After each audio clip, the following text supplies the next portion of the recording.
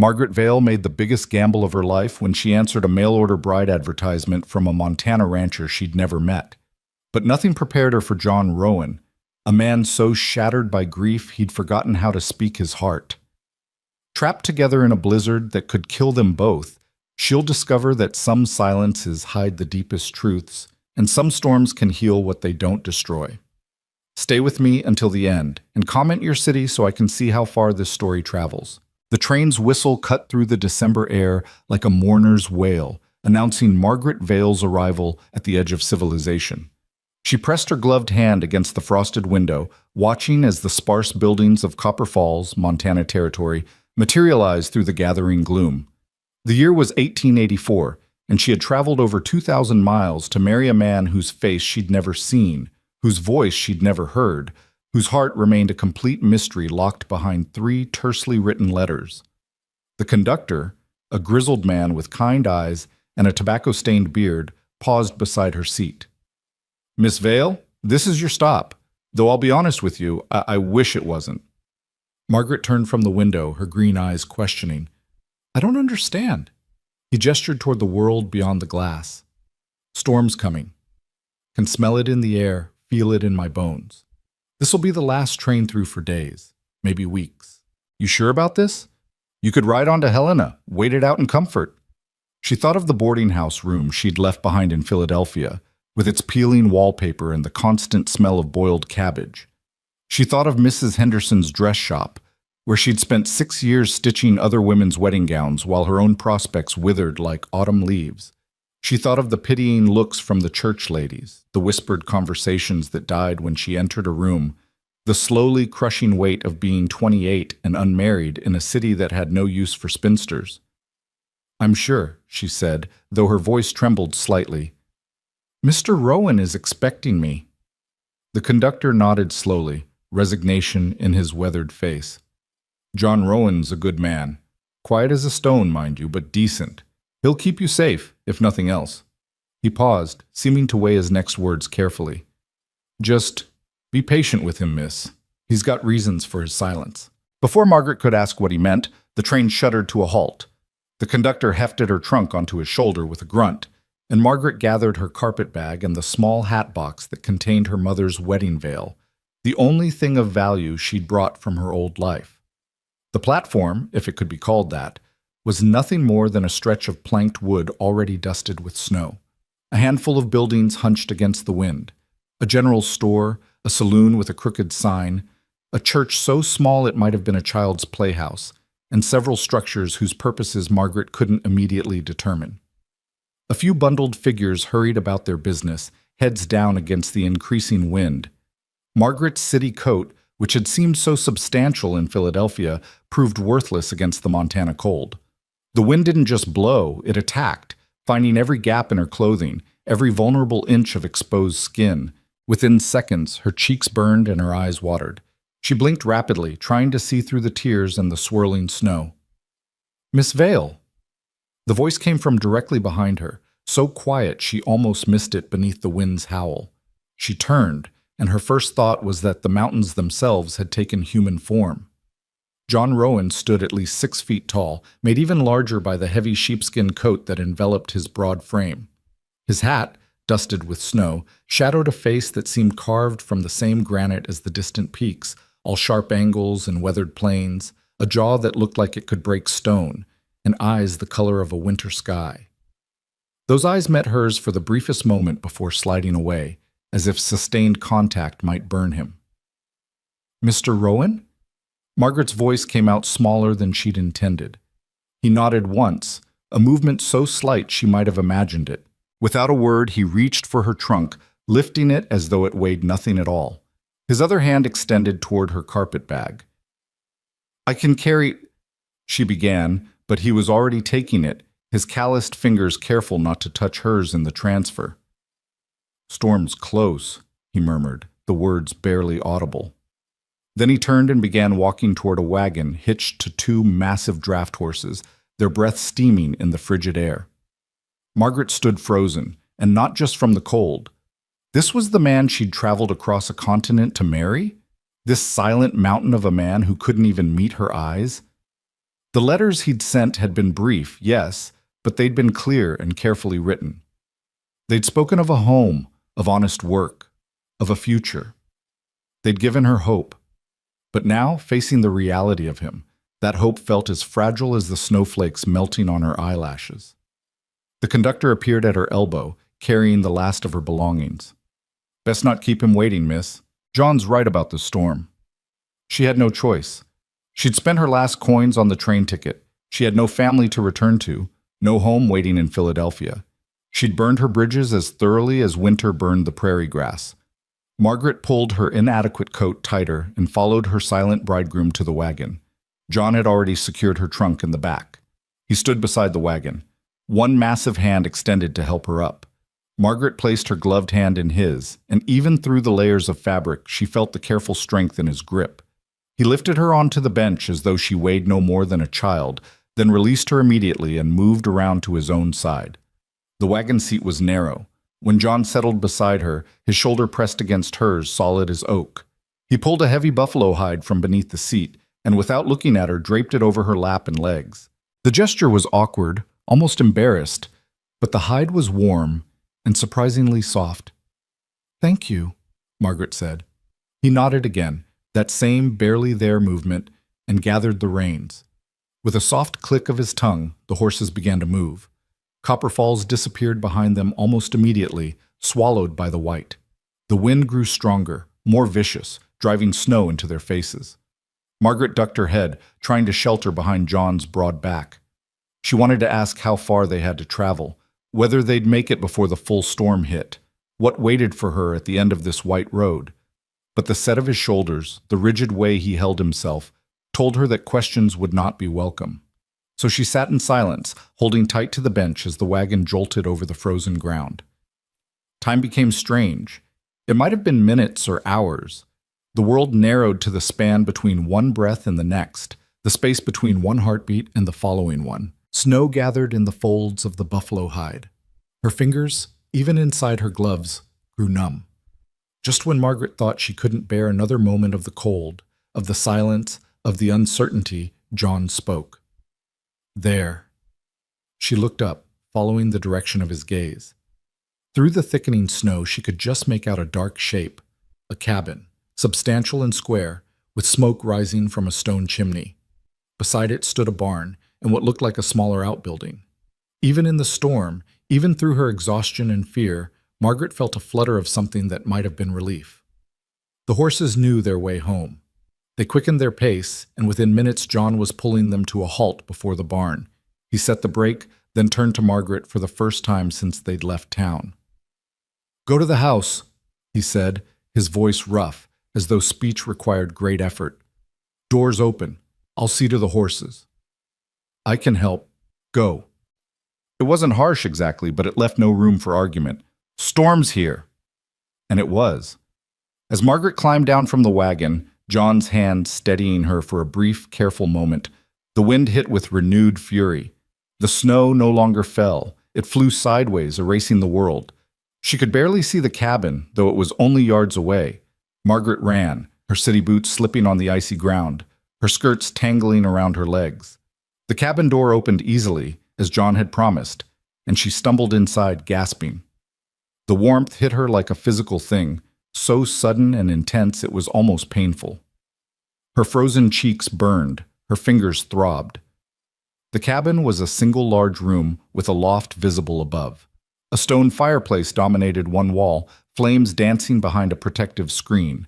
A table, 2 chairs, and a rocking chair made up the sparse furniture. In the far corner, a door stood partially open, revealing a bedroom beyond. Everything was clean, almost austically so. No decorations, no softness, no sense that anyone truly lived here rather than merely existing within these walls. Margaret moved closer to the fire, pulling off her gloves with clumsy fingers.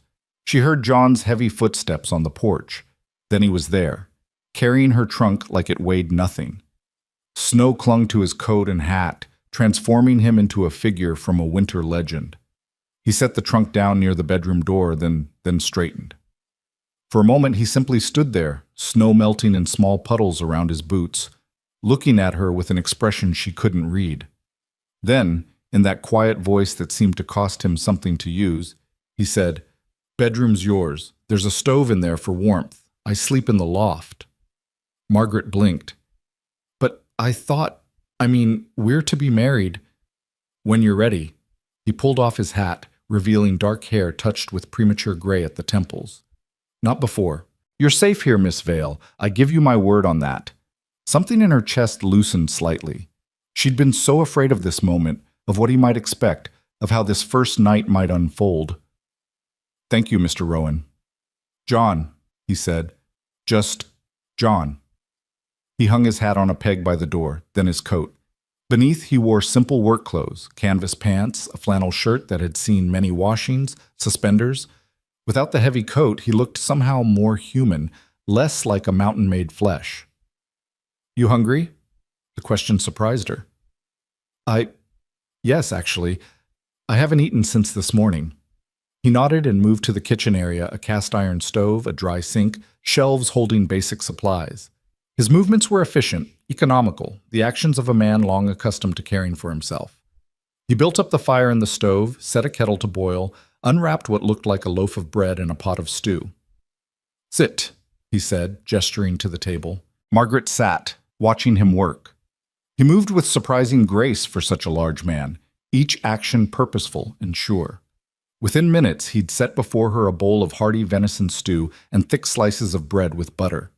He poured tea, real tea, not the chicory substitute she'd grown accustomed to in Philadelphia, and then, to her surprise, he sat down across from her with his own bowl. They ate in silence, but it was a different quality of silence than in the wagon. Here, with the storm raging outside and the fire crackling warm, the quiet felt almost companionable. Margaret studied him covertly between bites. His hands, she noticed, bore old scars, white lines across the knuckles, a burn mark on his left wrist. Working hands. Capable hands. When she'd finished, the stew was surprisingly good, rich and well-seasoned. John rose and took both bowls to the sink. He poured hot water from the kettle and began washing the dishes with the same methodical care he'd shown in their preparation. "I can do that," Margaret said, standing. "Please, let me help." He paused, seeming to consider. Then slowly he nodded and moved aside. Margaret came to stand beside him, taking the clean dishes he handed her and drying them with a cloth. They worked together without speaking, and gradually Margaret felt some of the day's tension beginning to ease. When the last dish was put away, John moved to the fireplace and added 2 more logs. The flames leaped up, casting dancing shadows on the walls. He remained there, one hand on the mantel, staring into the fire as though it might hold answers to questions he couldn't voice. Margaret noticed something she'd missed before: photographs on the mantel shelf. She moved closer, curiosity overcoming caution. There were 3 frames. The first held a photograph of a smiling young woman with soft features and kind eyes, holding a baby. The second showed the same woman, older now, standing beside John, a younger John, with less gray in his hair and something like happiness in his face. In his arms, he held a small boy, perhaps 4 years old. The third frame held only a pressed flower, a wild rose, faded but carefully preserved. Margaret's breath caught. She looked at John, at the rigid set of his shoulders, at the white-knuckled grip he had on the mantel, and suddenly she understood. The conductor's words echoed in her memory. He's got reasons for his silence. "Your family," she said softly. It wasn't a question. John's jaw tightened. For a long moment, she thought he wouldn't answer. Then, in a voice barely above a whisper, he said, "Sarah, my wife, and Thomas, our son." What happened? He shook his head, still not looking at her. "Not tonight. I can't. Not tonight." Margaret wanted to press, wanted to know what had carved such deep channels of grief into this man's face, but something in his voice, the raw edge of pain barely contained, stopped her. Instead, she said simply, "I'm sorry for your loss." He nodded, that minimal movement she was beginning to recognize as his primary form of communication. Then he straightened, forcing his shoulders back. "You should sleep. It's been a long day." "Yes," Margaret agreed, though she wasn't sure sleep would come easily, not with the storm's fury and the weight of unanswered questions pressing down on her. "Good night, John." "Night," he murmured, and finally, briefly, his eyes met hers. In that moment, Margaret saw past the wall of silence, saw the man beneath the grief, and saw that he was drowning. The bedroom was small but adequate, containing a brass bed with a thick quilt, a dresser, a washstand, and a small pot-bellied stove that John had already lit. The warmth was wonderful after the cold of the journey. Margaret's trunk sat at the foot of the bed, waiting to be unpacked. She changed into her nightgown with trembling fingers. Whether from cold or emotion, she couldn't say. The bed, when she finally slipped between the covers, was soft and surprisingly comfortable. She could hear John moving around in the main room, the quiet sounds of him banking the fire, checking the door, climbing the ladder to the loft. Then silence, broken only by the wind's howl and the occasional pop from the stove. Margaret lay in the darkness, trying to process everything that had happened in the past 12 hours. She'd left Philadelphia as Margaret Vale, spinster seamstress, a woman the world had dismissed as unnecessary. She'd arrived in Montana as, what? A mail-order bride who hadn't yet been claimed? A housekeeper? A stranger sharing space with another stranger? The wind screamed, and she thought about the woman in the photographs. Sarah. Had she slept in this bed? Had she woken to John's quiet presence, to the knowledge that she was loved? What would she think of Margaret, this interloper sleeping where she once slept? And John? What torment kept him awake in the loft above? What memories haunted him on nights when the wind howled like this? Margaret pulled the quilt tighter and closed her eyes. Tomorrow would bring answers, or it wouldn't. For now, she was warm, she was safe, and she was somewhere utterly different from Philadelphia. That would have to be enough. The storm hit in full force just before dawn. Margaret woke to a world transformed into white fury. The wind didn't howl anymore. It shrieked, a living thing trying to tear the cabin apart board by board. Snow pressed against the window, blocking out all light. She dressed quickly, shivering despite the warmth from the stove, and emerged from the bedroom to find John already up. He stood at the window, fully dressed, staring out at the white chaos with an expression that sent a chill through her that had nothing to do with temperature. "How long will it last?" she asked. He turned, seeming unsurprised by her presence. "Days, maybe a week. I've seen worse." He paused, then added, "But not much worse." The implications of that settled over Margaret like a weight. They were trapped here, cut off from the world, two strangers forced into proximity by weather and circumstance. The cabin that had seemed adequate last night now felt very small indeed. "What do we do?" she asked. John's mouth twitched, not quite a smile, but something in that direction. "We survived, Miss Vale, same as always." "Margaret," she said, "if we're going to be trapped together, you should call me Margaret." He considered this, then nodded. "Margaret." Her name in his deep voice sounded strange, almost foreign, but not unpleasant. "Coffee's ready, and I'll need to check on the horses soon." "In this?" Margaret moved to the window, pressing her hand against the icy glass. She could barely see 3 feet beyond it. "Is that safe?" "Got a rope strung from the house to the barn for storms like this. Follow the rope, you can't get lost." He poured 2 cups of coffee and handed her one.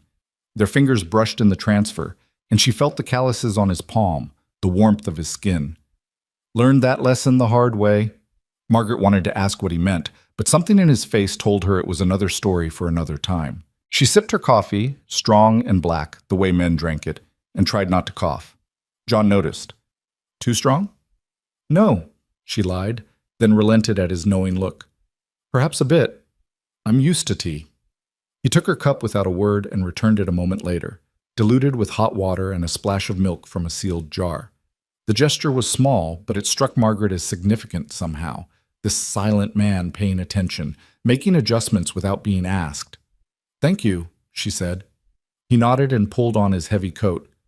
"Might be gone an hour. Horses need feeding, water needs breaking up. Cow's out there, too. She'll need milking." "You have a cow?" Margaret didn't know why this surprised her, but it did.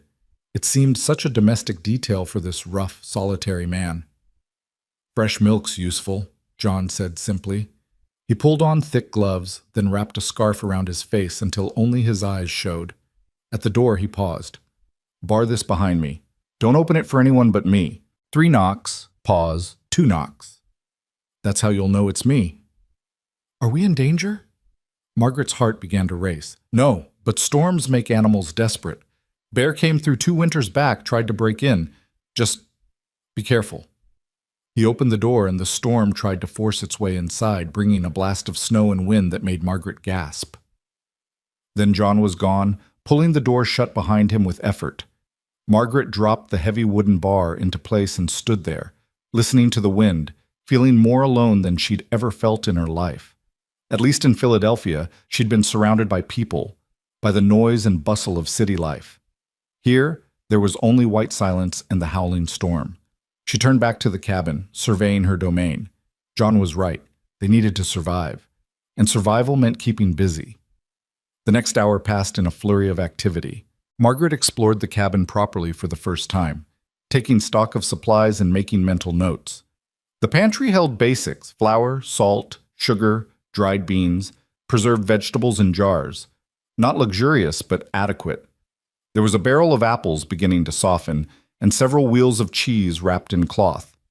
A ham hung from a hook in the corner, and strips of dried venison filled a tin. She swept the floor, finding the corn broom behind the door. She washed the breakfast dishes and wiped down the table. She added wood to both stoves, careful to place the logs just as she'd seen John do. She was examining the pantry, wondering about making bread, when she heard it. 3 knocks, pause, 2 knocks. Margaret hurried to the door and lifted the bar. John stumbled inside, covered in snow from head to boot, ice clinging to his scarf. She pushed the door closed behind him and dropped the bar back into place. "Are you all right?" she asked as he unwrapped the scarf with stiff fingers. "Fine." But his face was red where the skin showed, his movements slow and careful. He'd been out there longer than an hour. "What happened?" "Cow was down. Had to get her up. Check for frostbite." He pulled off his gloves, and Margaret saw that his hands were bright red, the knuckles cracked and bleeding slightly. "She'll be all right. Horses, too." "Your hands," Margaret said, moving closer. "Let me see." He tried to pull away, but she caught his wrist, gently but firmly.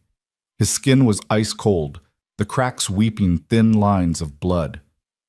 Without thinking, Margaret pulled him toward the kitchen, poured warm, not hot, water into a basin, and guided his hands into it.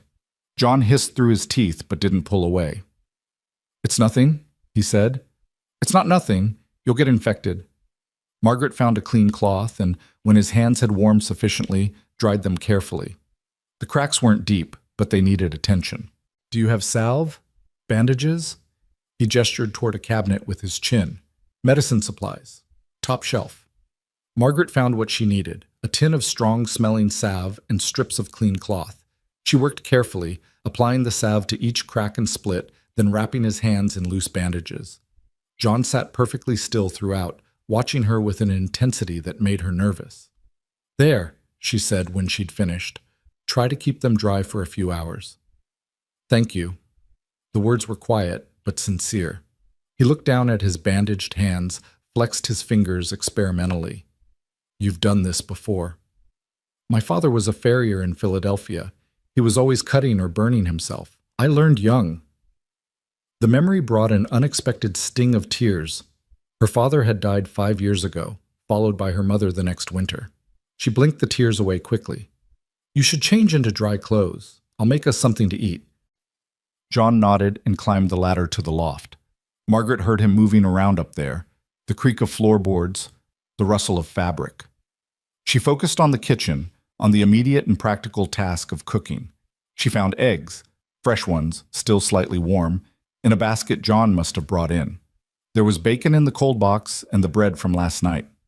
By the time John climbed back down, dressed in dry clothes with his hair damp and finger-combed, Margaret had a simple breakfast ready. They ate together at the table, the storm still raging outside, and this time Margaret broke the silence. "Tell me about the ranch," she said. "How long have you had it?" John chewed slowly, considering. 8 years. Bought it with money from working cattle drives, plus some Sarah brought from her family. Built the cabin that first summer, barn the next spring. We planned to... He stopped, jaw tightening. "We had plans." "She was beautiful," Margaret said softly. "In the photographs." "She was." John stared down at his plate. Beautiful and kind and patient, with a man who didn't know how to talk much, even then. He was quiet for a moment, then added, "She could fill a silence like nobody else. House felt alive when she was in it. Now it's just empty," Margaret finished when he couldn't. He looked at her, and for the first time she saw real connection in his eyes. "Yes." They finished breakfast in silence, but it was a comfortable silence, the kind that exists between people who've shared a moment of truth. When the dishes were washed and put away, John moved to his chair by the fire and picked up a book. Not poetry, as Margaret had half expected, but a thick veterinary manual. He read with the same intense focus he brought to everything else, occasionally making notes on a scrap of paper beside him. Margaret found her carpetbag and pulled out the mending she'd brought from Philadelphia, Mrs. Ad's. Henderson had given her several pieces to work on during the journey, payment for the years of service. She settled in the rocking chair, Sarah's chair, she thought, then pushed the thought away, and began to work. The day passed in this quiet rhythm. John read, occasionally rising to tend the fire or check the windows. Margaret sewed, her needle moving in and out in the meditative pattern she'd known since childhood. They spoke little, but gradually, almost imperceptibly, some of the tension began to ease from the air. Late in the afternoon, John put down his book and stood. "Need to check the animals again."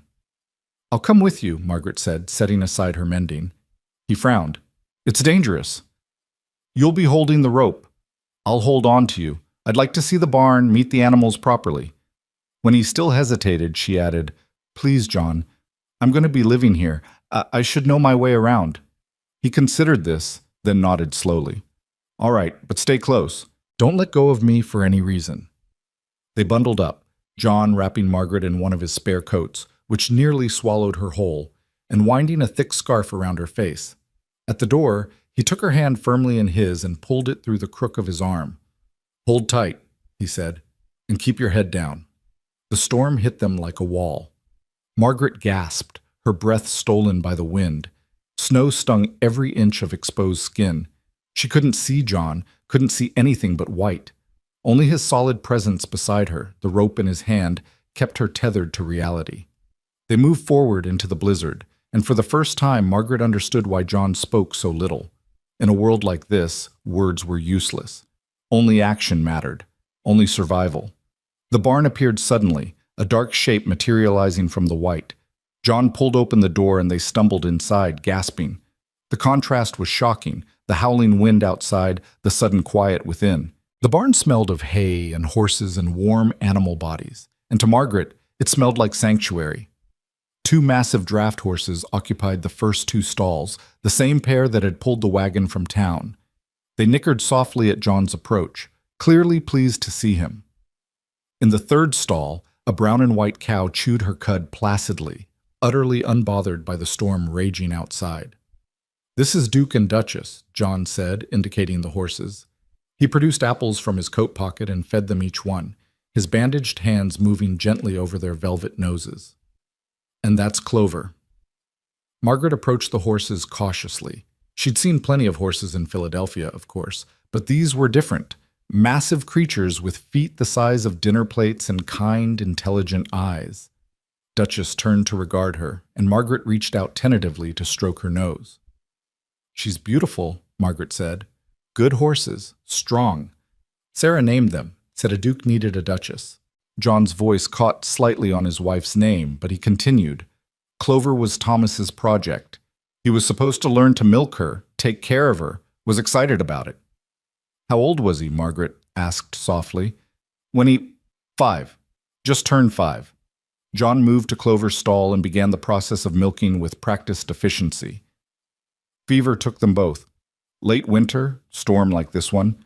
Sarah first, then Thomas 3 days later. I couldn't... His hand stilled on the bucket. "Couldn't get to town for the doctor. Storm had the trails blocked for near a week. By the time I could ride out..." He didn't finish. He didn't need to. Margaret came to stand beside him, her hand resting lightly on his shoulder. He flinched at the touch, then relaxed slightly. "That's why you were afraid," she said. "Last night, when you looked at the storm, you were remembering." He nodded, not trusting himself to speak. They stood there in the quiet barn, the only sounds the soft munching of the animals and the muted howl of the wind. Finally, John cleared his throat and continued milking. "Should get back," he said when he'd finished. "Storm's getting worse." The journey back to the cabin was even more harrowing than the journey out. The wind had picked up, if that was possible, and the snow fell so thick that Margaret couldn't draw breath without inhaling ice. She clung to John's arm with both hands, her face buried against his shoulder, trusting him completely to guide them home. When they finally stumbled through the cabin door, both were shaking with cold and exhaustion. John barred the door while Margaret collapsed into a chair, her teeth chattering. He brought her a blanket and a cup of coffee, prepared without being asked, the way she liked it, and stood by the fire until some color returned to his face. "Thank you," Margaret said when she could speak without her teeth chattering, "for showing me, for trusting me enough to come out there with you." John looked at her and something in his expression shifted. "You didn't have to come. Most women wouldn't have wanted to." "I'm not most women," Margaret said, "and this is my home now too. I should know it." "Your home," he repeated, as if testing the words. Then, so quietly she almost missed it. "Yeah, I suppose it is." That night they cooked together, Margaret preparing vegetables while John seasoned a roast from the cold box. They moved around the small kitchen with increasing ease, learning each other's rhythms. When John reached past her for the salt, Margaret didn't flinch. When she needed to access the pantry behind him, he shifted without being asked. They ate at the table, the storm still raging, and this time John asked questions. Where had she grown up? What had brought her to Montana? What did she hope to find here? Margaret answered honestly, telling him about the loneliness of Philadelphia, the years of watching other women marry while she remained behind, the slowly crushing weight of being unwanted. She told him about Mrs. Henderson's shop, about the endless parade of wedding gowns she'd sewn for other brides, about the small advertisement she'd found in the newspaper one desperate evening. "You answered my letter," John said. "Why?" "Because you were honest," Margaret replied. "You didn't promise love or romance. You promised a roof, a future, and honest work. After all the pretty lies I'd heard from men in Philadelphia, promises they had no intention of keeping, your honesty was refreshing." John nodded slowly. "I can't promise love. Don't know if I've got that left in me, but I can promise the rest, and I can promise I'll never lie to you." "That's enough," Margaret said, and meant it. "For now, that's enough." They washed the dishes together, and Margaret found herself humming, an old song her mother used to sing, something about sailors and storms and finding safe harbor. She didn't realize she was doing it until John spoke. "That's pretty. What is it?" She told him, and he listened with the same intense focus he brought to everything. When she'd finished, he said, "Sarah used to hum when she worked, different songs, but the same kind of peaceful sound. I'd forgotten how much I missed that." It wasn't quite a compliment, but it felt like one. Margaret smiled and continued humming as she dried the last plate. That night, alone in the bedroom, Margaret finally unpacked her trunk properly. She hung her few dresses in the wardrobe, placed her underthings in the dresser, set her hairbrush and hand mirror on the washstand. She pulled out her mother's wedding veil, still wrapped in tissue, and held it for a long moment before carefully placing it in the bottom drawer. In the main room, she could hear John moving around, banking the fire, checking the door one last time. His footsteps on the ladder, the creak of the loft floor, the sounds of another person, of not being alone.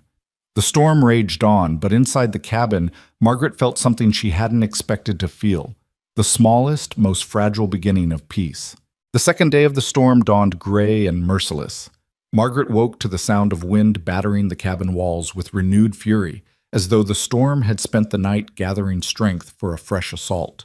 She lay in bed for a moment, listening to the familiar creaks and groans of the cabin settling, the distant sound of John already moving in the main room. When she emerged, fully dressed with her hair pinned back, she found him standing at the window with his coffee, staring out at the white chaos with that same haunted expression she'd seen yesterday. But today, when he heard her footsteps, he turned and something that might have been a smile ghosted across his face. "Morning," he said, and handed her a cup of coffee already prepared the way she liked it, mostly milk, lightly sweetened with a precious spoonful of sugar. You remembered, Margaret said, surprised and oddly touched by the small gesture. Not much else to do but pay attention, John replied. But there was no bitterness in his tone. He moved to the stove where a pot of oatmeal bubbled gently. Hope you like oats. Winter diet gets monotonous. I've eaten worse, Margaret assured him, thinking of the thin gruel that had been her breakfast staple in Philadelphia. Much worse. They ate together at the table, and Margaret noticed that John's hands, though still bandaged, moved with less stiffness this morning. The salve had done its work. When he caught her looking, he flexed his fingers self-consciously. Better, he said. Thank you for yesterday. You don't need to keep thanking me for small kindnesses, John. We're partners in this, aren't we? The word seemed to surprise him. Partners? Yeah, I suppose we are. He was quiet for a moment, then added, Sarah used to say something similar, that marriage was a partnership, not a kingdom with one ruler. Margaret set down her spoon carefully. Do you want to talk about her? About them? John's jaw tightened, and for a moment she thought he'd retreat back into silence. But then, slowly, he began to speak. Met her in town, at the general store. She was visiting from Helena, staying with her aunt. I'd come in for supplies, and she was there trying to lift a sack of flour. Shopkeeper wasn't helping. He was busy with some rancher arguing about prices, so I helped her. John stared down at his oatmeal, but Margaret could tell he wasn't seeing it. He was somewhere in the past, reliving a moment 8 years gone. She thanked me, and I couldn't stop looking at her. She had this smile that made you feel like you'd done something worthwhile just by existing. She sounds wonderful, Margaret said softly. She was. Too good for me, everyone said so. But she didn't seem to care. We courted for 3 months, longest 3 months of my life. Then we married in that little church in Copper Falls. Reverend Parker did the service. Thomas came along a year later, and for a while everything was... He trailed off, his throat working. Everything was perfect.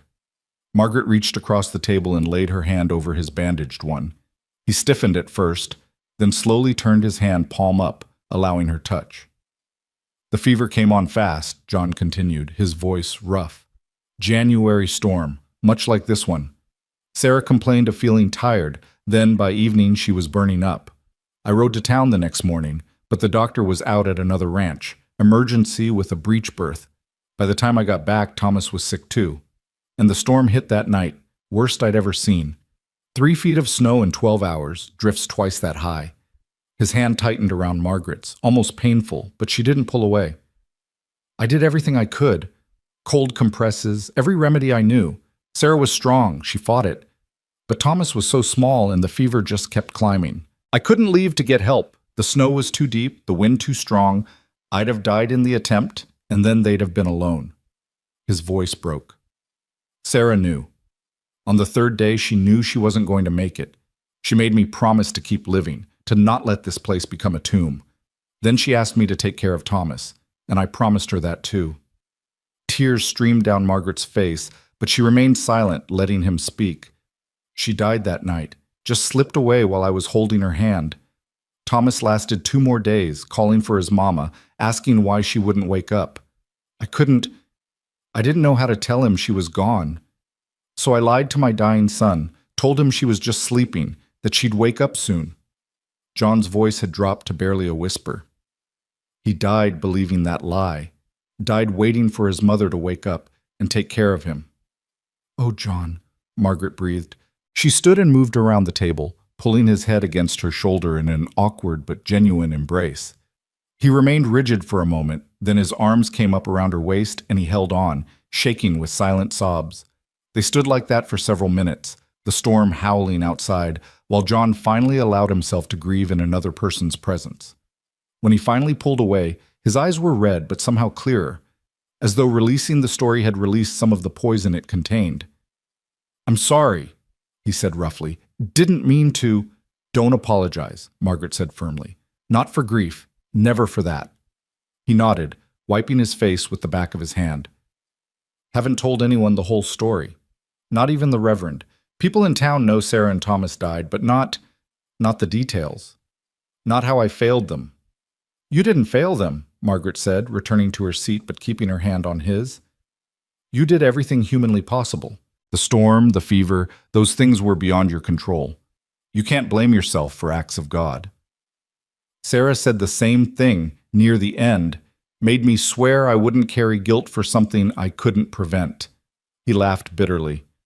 I promised her that too. Seems I'm not very good at keeping my word. Then keep it now, Margaret urged. Honor her memory by living, by not letting this cabin become the tomb she feared. That's what she would have wanted, isn't it?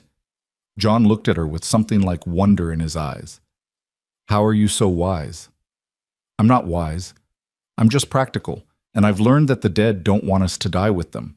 They want us to carry their love forward into whatever comes next. She squeezed his hand. Your Sarah sounds like she was a woman who understood that. She was, John agreed quietly. Then, with visible effort, he straightened his shoulders. Enough dwelling. Work needs doing, storm or no storm. Animals need tending, wood needs bringing in. Then let's do it together, Margaret said. And afterward, I'd like to bake bread if there's enough flour. This cabin needs to smell like something other than grief. That almost smile returned to John's face. There's plenty of flour. Sarah always kept extra, said the smell of baking bread made a house a home. Smart woman, Margaret said, and began clearing the breakfast dishes. The day settled into a rhythm similar to the previous one, but with a different quality to the silence. John went out to tend the animals, alone this time, as the storm was too fierce for Margaret to safely accompany him. While he was gone, Margaret explored the cabin more thoroughly, opening cupboards and drawers with the careful curiosity of someone trying to understand her new home. In the bedroom dresser, she found carefully folded women's clothing, Sarah's things, preserved as though she might return at any moment. Dresses, shawls, undergarments, all clean and neatly stored.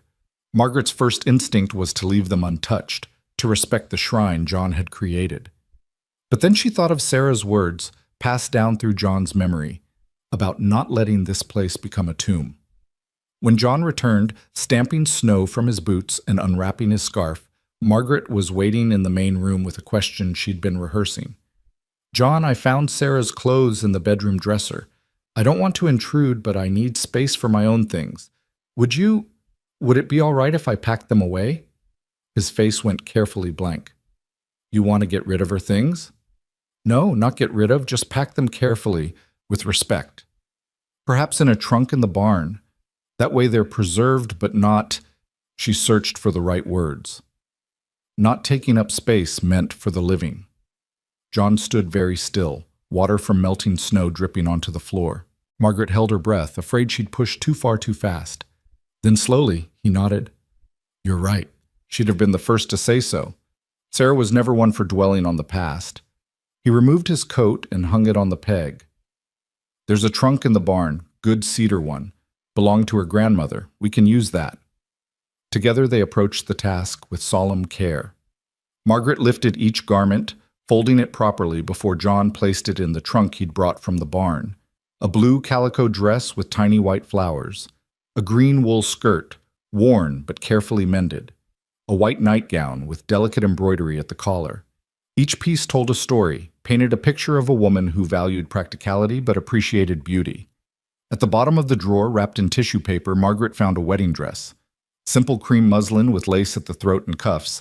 It had yellowed slightly with age but remained beautiful in its simplicity.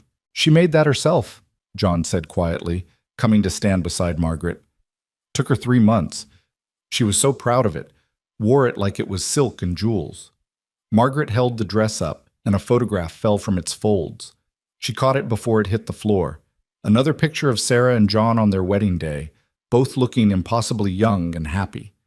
John wore a suit that was clearly borrowed, too short in the sleeves.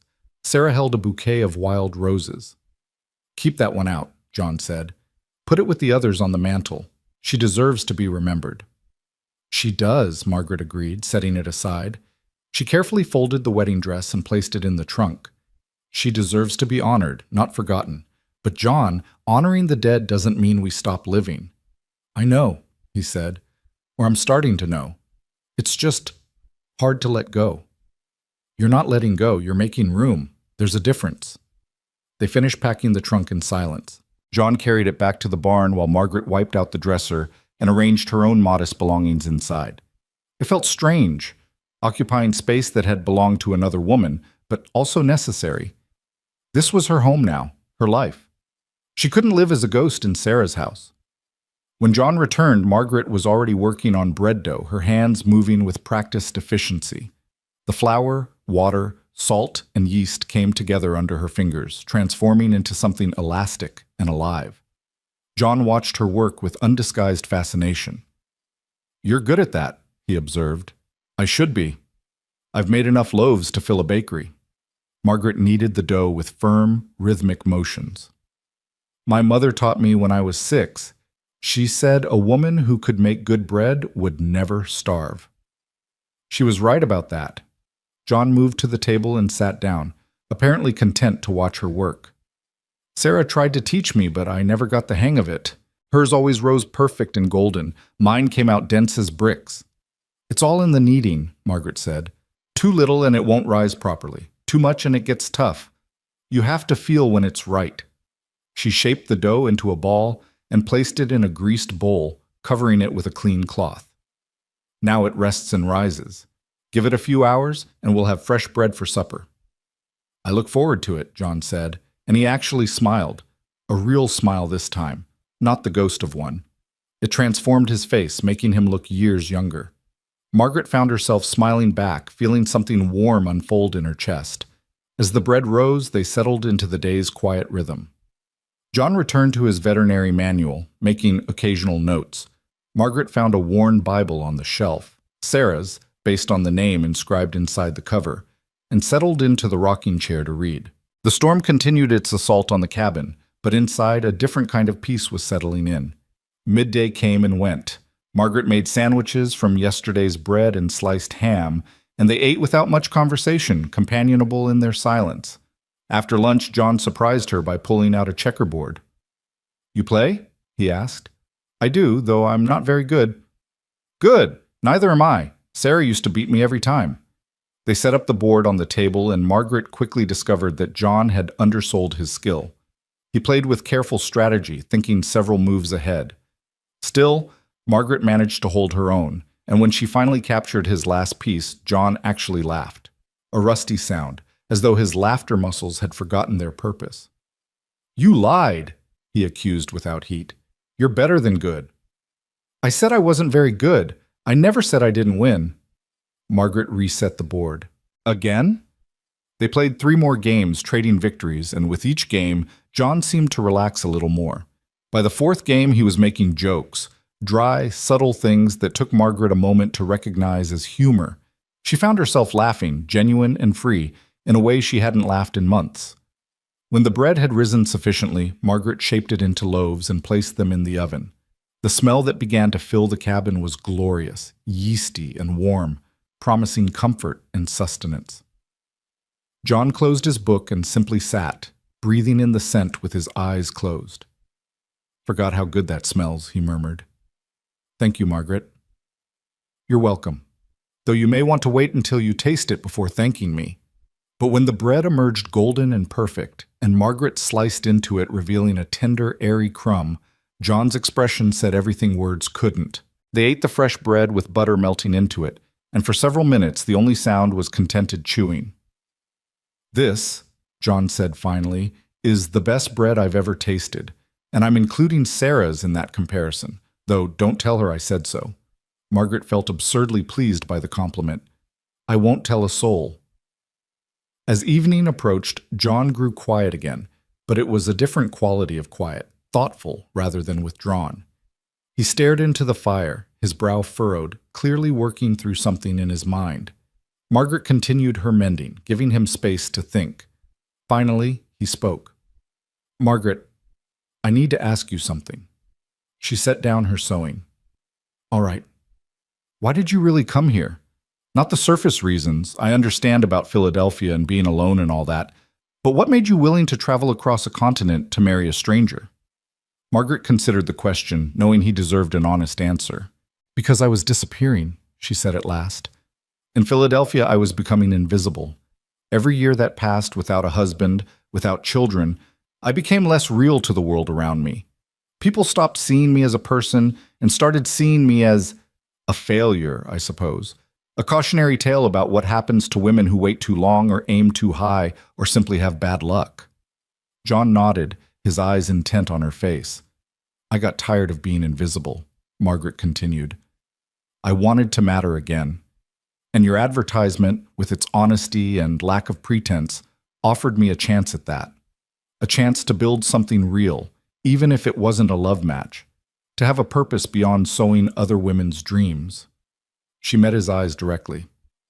I came here to save my own life, John. Maybe that's selfish, but it's true. It's not selfish, John said firmly. It's honest, and I appreciate honesty. He was quiet for a moment, then added, I should be honest with you too. I didn't place that advertisement looking for a wife. Not really. I was looking for a reason to keep going. After Sarah and Thomas died, this place felt empty. Too big for just me, too full of memories. I thought maybe if someone else was here, it would be easier to remember why I built this place to begin with. And is it? Margaret asked softly. Easier? John considered. Yes. And no. It's hard having you here, seeing someone else in Sarah's kitchen, in Sarah's chair, but it's also good. A good kind of hard. Does that make sense? Perfect sense, Margaret assured him. Change is always hard, even necessary change. They sat in silence for a while, the fire crackling, the storm still raging but somehow less threatening than before. Margaret picked up her mending again, and John returned to his book, but now there was an understanding between them that hadn't existed before. They were two wounded people trying to heal, and maybe, just maybe, they could help each other in that process. Night fell early, as it did in winter, and with it came a new sound, a sharp crack followed by a heavy thud that shook the cabin. John was on his feet instantly, moving to the window. What was that? Margaret asked, setting aside her sewing. Tree branch, probably. Wind strong enough to snap them. He peered out into the darkness, then tensed. No, wait. That's not a branch. Something's wrong with the barn. He was already pulling on his coat before Margaret could respond. She jumped up, grabbing her own wraps. I'm coming with you. Margaret, don't argue. If something's wrong, you might need help. 4 hands are better than 2. John hesitated only a moment, then nodded curtly. Stay behind me. Hold on to my coat. Don't let go for anything. They stepped out into a nightmare. The storm had intensified to a degree Margaret wouldn't have thought possible. The wind didn't howl. It screamed, a living thing determined to tear them apart. Snow came at them horizontally, each flake a tiny knife. Margaret buried her face in John's back and held onto his coat with both hands, trusting him completely. The journey to the barn took an eternity. When they finally reached it, John pulled the door open and they stumbled inside, gasping. The horses were agitated, stamping and snorting. Clover lowed nervously from her stall, and above them a section of the barn roof had caved in, crushed under the weight of snow and ice. Damn, John breathed. He looked up at the damaged roof, snow already beginning to filter through the gap. This is bad. If the whole roof goes, the animals will freeze. What do we do? Margaret asked. Need to brace it from inside, keep the weight distributed until the storm passes and I can fix it properly. John was already moving, assessing the damage with a practiced eye. There's lumber stacked in the back corner. We'll need to create supports under the weak points. They worked together in the dim light of John's lantern, Margaret holding boards while John hammered them into place. Her arms ached from the effort. Her hands grew numb despite her gloves, but she didn't complain. The animals' lives depended on them getting this right. An hour passed, maybe more. John created a framework of supports, carefully distributing the weight. When he finally stepped back, examining his work, he nodded with grim satisfaction. That'll hold. Not pretty, but it'll hold until I can do proper repairs. They returned to the cabin through the storm, both exhausted and frozen. Margaret's teeth chattered so hard she bit her tongue, tasting blood. John looked little better, his face gray with cold and fatigue. Inside, he built up both fires while Margaret heated water for tea. They sat before the fireplace, wrapped in blankets, waiting for warmth to seep back into their bones. John's hand shook as he held his cup, and Margaret noticed that the bandages had come off in their work, the cracks in his skin reopened and bleeding again. Let me see, she said, setting down her own cup. I'm fine. John Rowan, let me see your hands. He did, perhaps too tired to argue. Margaret tended them again, cleaning away the blood and dirt, applying fresh salve, wrapping them in clean bandages. His skin was ice cold, and she found herself chafing his hands between hers, trying to restore circulation. You're good at this, John said quietly. Taking care of people. It's a gift. It's necessity that made it look like a gift, Margaret replied, but she was pleased nonetheless. My parents needed care. I learned. Still, not everyone would have come out into that storm with me. You could have stayed safe by the fire. And let you risk yourself alone? That wouldn't have been right. She finished bandaging and sat back. We're partners, remember? Partners share the risks. Something shifted in John's expression, a softening, an opening. Yeah, he said. Partners. They sat in comfortable silence until the shivers finally stopped. Then Margaret made a late supper, soup from dried beans and vegetables, more of the fresh bread. They ate slowly, both still recovering from the cold and exertion. As they cleaned up after the meal, John spoke again. Tomorrow, if the storm breaks enough, I'll need to check that roof more thoroughly. Might need to do temporary repairs even in the snow. I'll help, Margaret said immediately. It's dangerous work. John, she turned to face him directly. I'm not fragile. I won't break. Let me help. He studied her for a long moment, then nodded. All right, but you follow my instructions exactly. Roofs are tricky, especially in winter. I will, Margaret promised. That night, as she lay in bed listening to the storm and John's movements in the loft above, Margaret realized something had changed. The cabin no longer felt like Sarah's house where she was an intruder. It was becoming something else. A shared space. A home being built by two people learning to trust each other. The third day dawned with the storm still raging, but with slightly less fury. The wind had dropped from a shriek to a roar, and the snow, while still heavy, no longer came in blinding sheets. John stood at the window, assessing conditions with the eye of someone who'd survived many Montana winters. It's easing, he said when Margaret joined him. Another day, maybe two, and it'll blow itself out. Will the barn hold until then? Should, but I'd feel better checking those supports in daylight. He glanced at her. You still want to help? I do.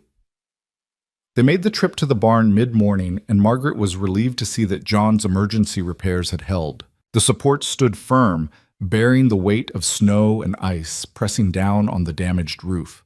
Together, they added additional bracing, working efficiently as a team. Margaret found she liked the work, the physical exertion, the clear problem with a clear solution, the satisfaction of seeing immediate results. In Philadelphia, her work had been delicate and precise, but ultimately decorative. This was different. This was survival, and there was an honesty to it she found deeply satisfying.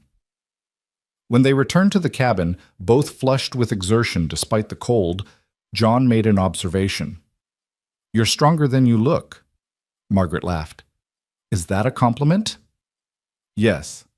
He smiled that rare, transforming smile. Definitely a compliment. Most city women would have swooned at the first sign of real work. Then it's fortunate I'm not most city women, Margaret replied, echoing her words from the first night. She hung up her coat and moved to the kitchen. How do you feel about stew for supper? I noticed you have plenty of venison. Love it. Sarah used to make a stew with dried cherries and... He stopped, then consciously continued, I could write down the recipe if you want to try it. It was the first time he'd mentioned Sarah without pain shadowing his face.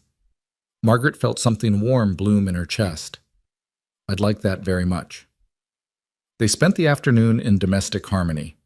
John wrote out the recipe in his careful, precise hand while Margaret prepared the ingredients. He added notes. Don't skimp on the pepper and let it simmer at least 2 hours. And personal observations that made the recipe come alive. It was, Margaret realized, a gift. He was sharing his wife's legacy, inviting Margaret to become part of the cabin's history rather than trying to replace what had been lost.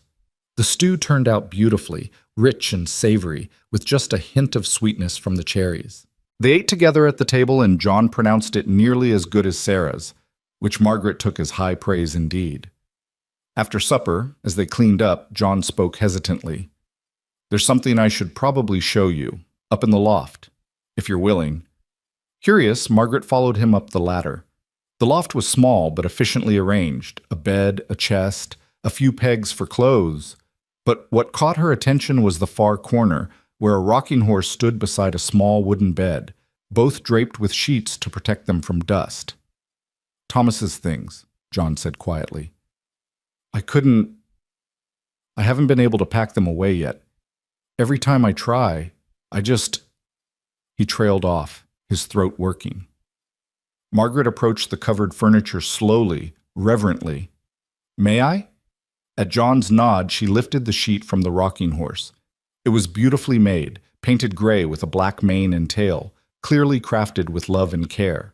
The small bed beside it was equally fine, with carved posts and a mattress still covered in tiny quilts. "Did you make these?" Margaret asked. "The bed and horse, yes. Sarah made the quilt."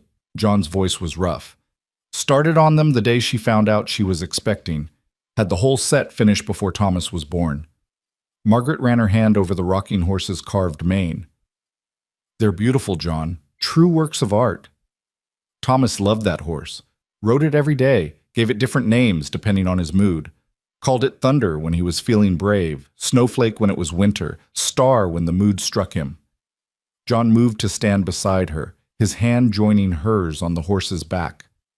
He was going to be 5 in March. Sarah was planning a party, had it all figured out. And then the fever came, Margaret finished softly. She turned to face John. "What do you want to do with these things? Really want? In your heart?"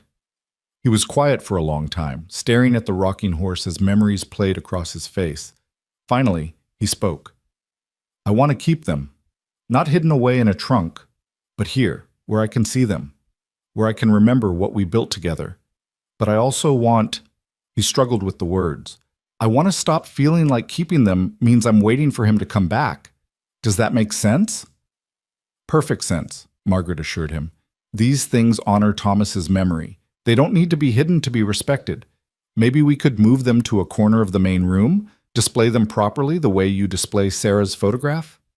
John considered this, then slowly nodded. Yeah, I think that would be good. Sarah would have liked that, keeping his things where we could appreciate them instead of sealed away in the dark." Together they carried the rocking horse and small bed down from the loft. John cleared a space near the window, and they arranged the furniture carefully, removing the dust sheets and revealing the full beauty of his craftsmanship. Margaret folded the tiny quilts and laid them on the bed, their colors bright against the wood. When they stepped back to survey their work, John's eyes were wet, but his expression was peaceful. "Thank you," he said, "for understanding, for not trying to erase them."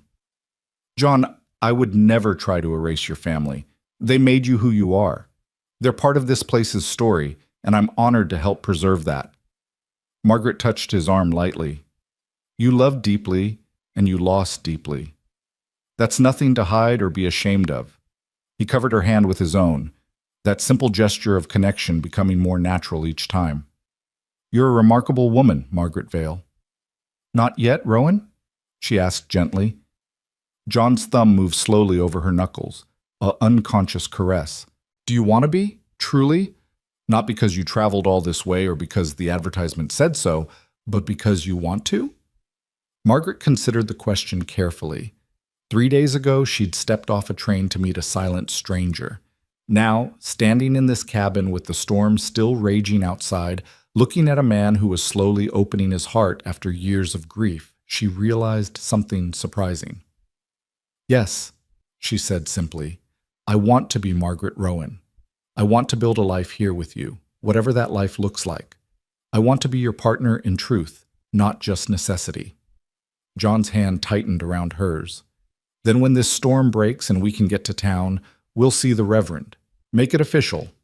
He paused, then added with unusual vulnerability, "I can't promise to be easy to live with. I've gotten used to silence and solitude. I'll probably frustrate you more often than not." "And I'll probably frustrate you right back," Margaret countered. "I have opinions about things, and I'm not always good at keeping them to myself. I rearrange things to suit myself, and I hum when I work, and I sometimes talk to myself when I'm thinking through problems." "I like your humming," John said. "And your rearranging has already made this place feel more like a home than it has in 2 years. As for talking to yourself, at least that means someone in this cabin knows how to carry on a conversation." Margaret laughed, surprising herself. "Are you making a joke about your own silence?" "Seemed like it was time," John replied, and there was actual humor in his eyes. "Besides, you've been talking enough for both of us. Figured I should at least acknowledge it."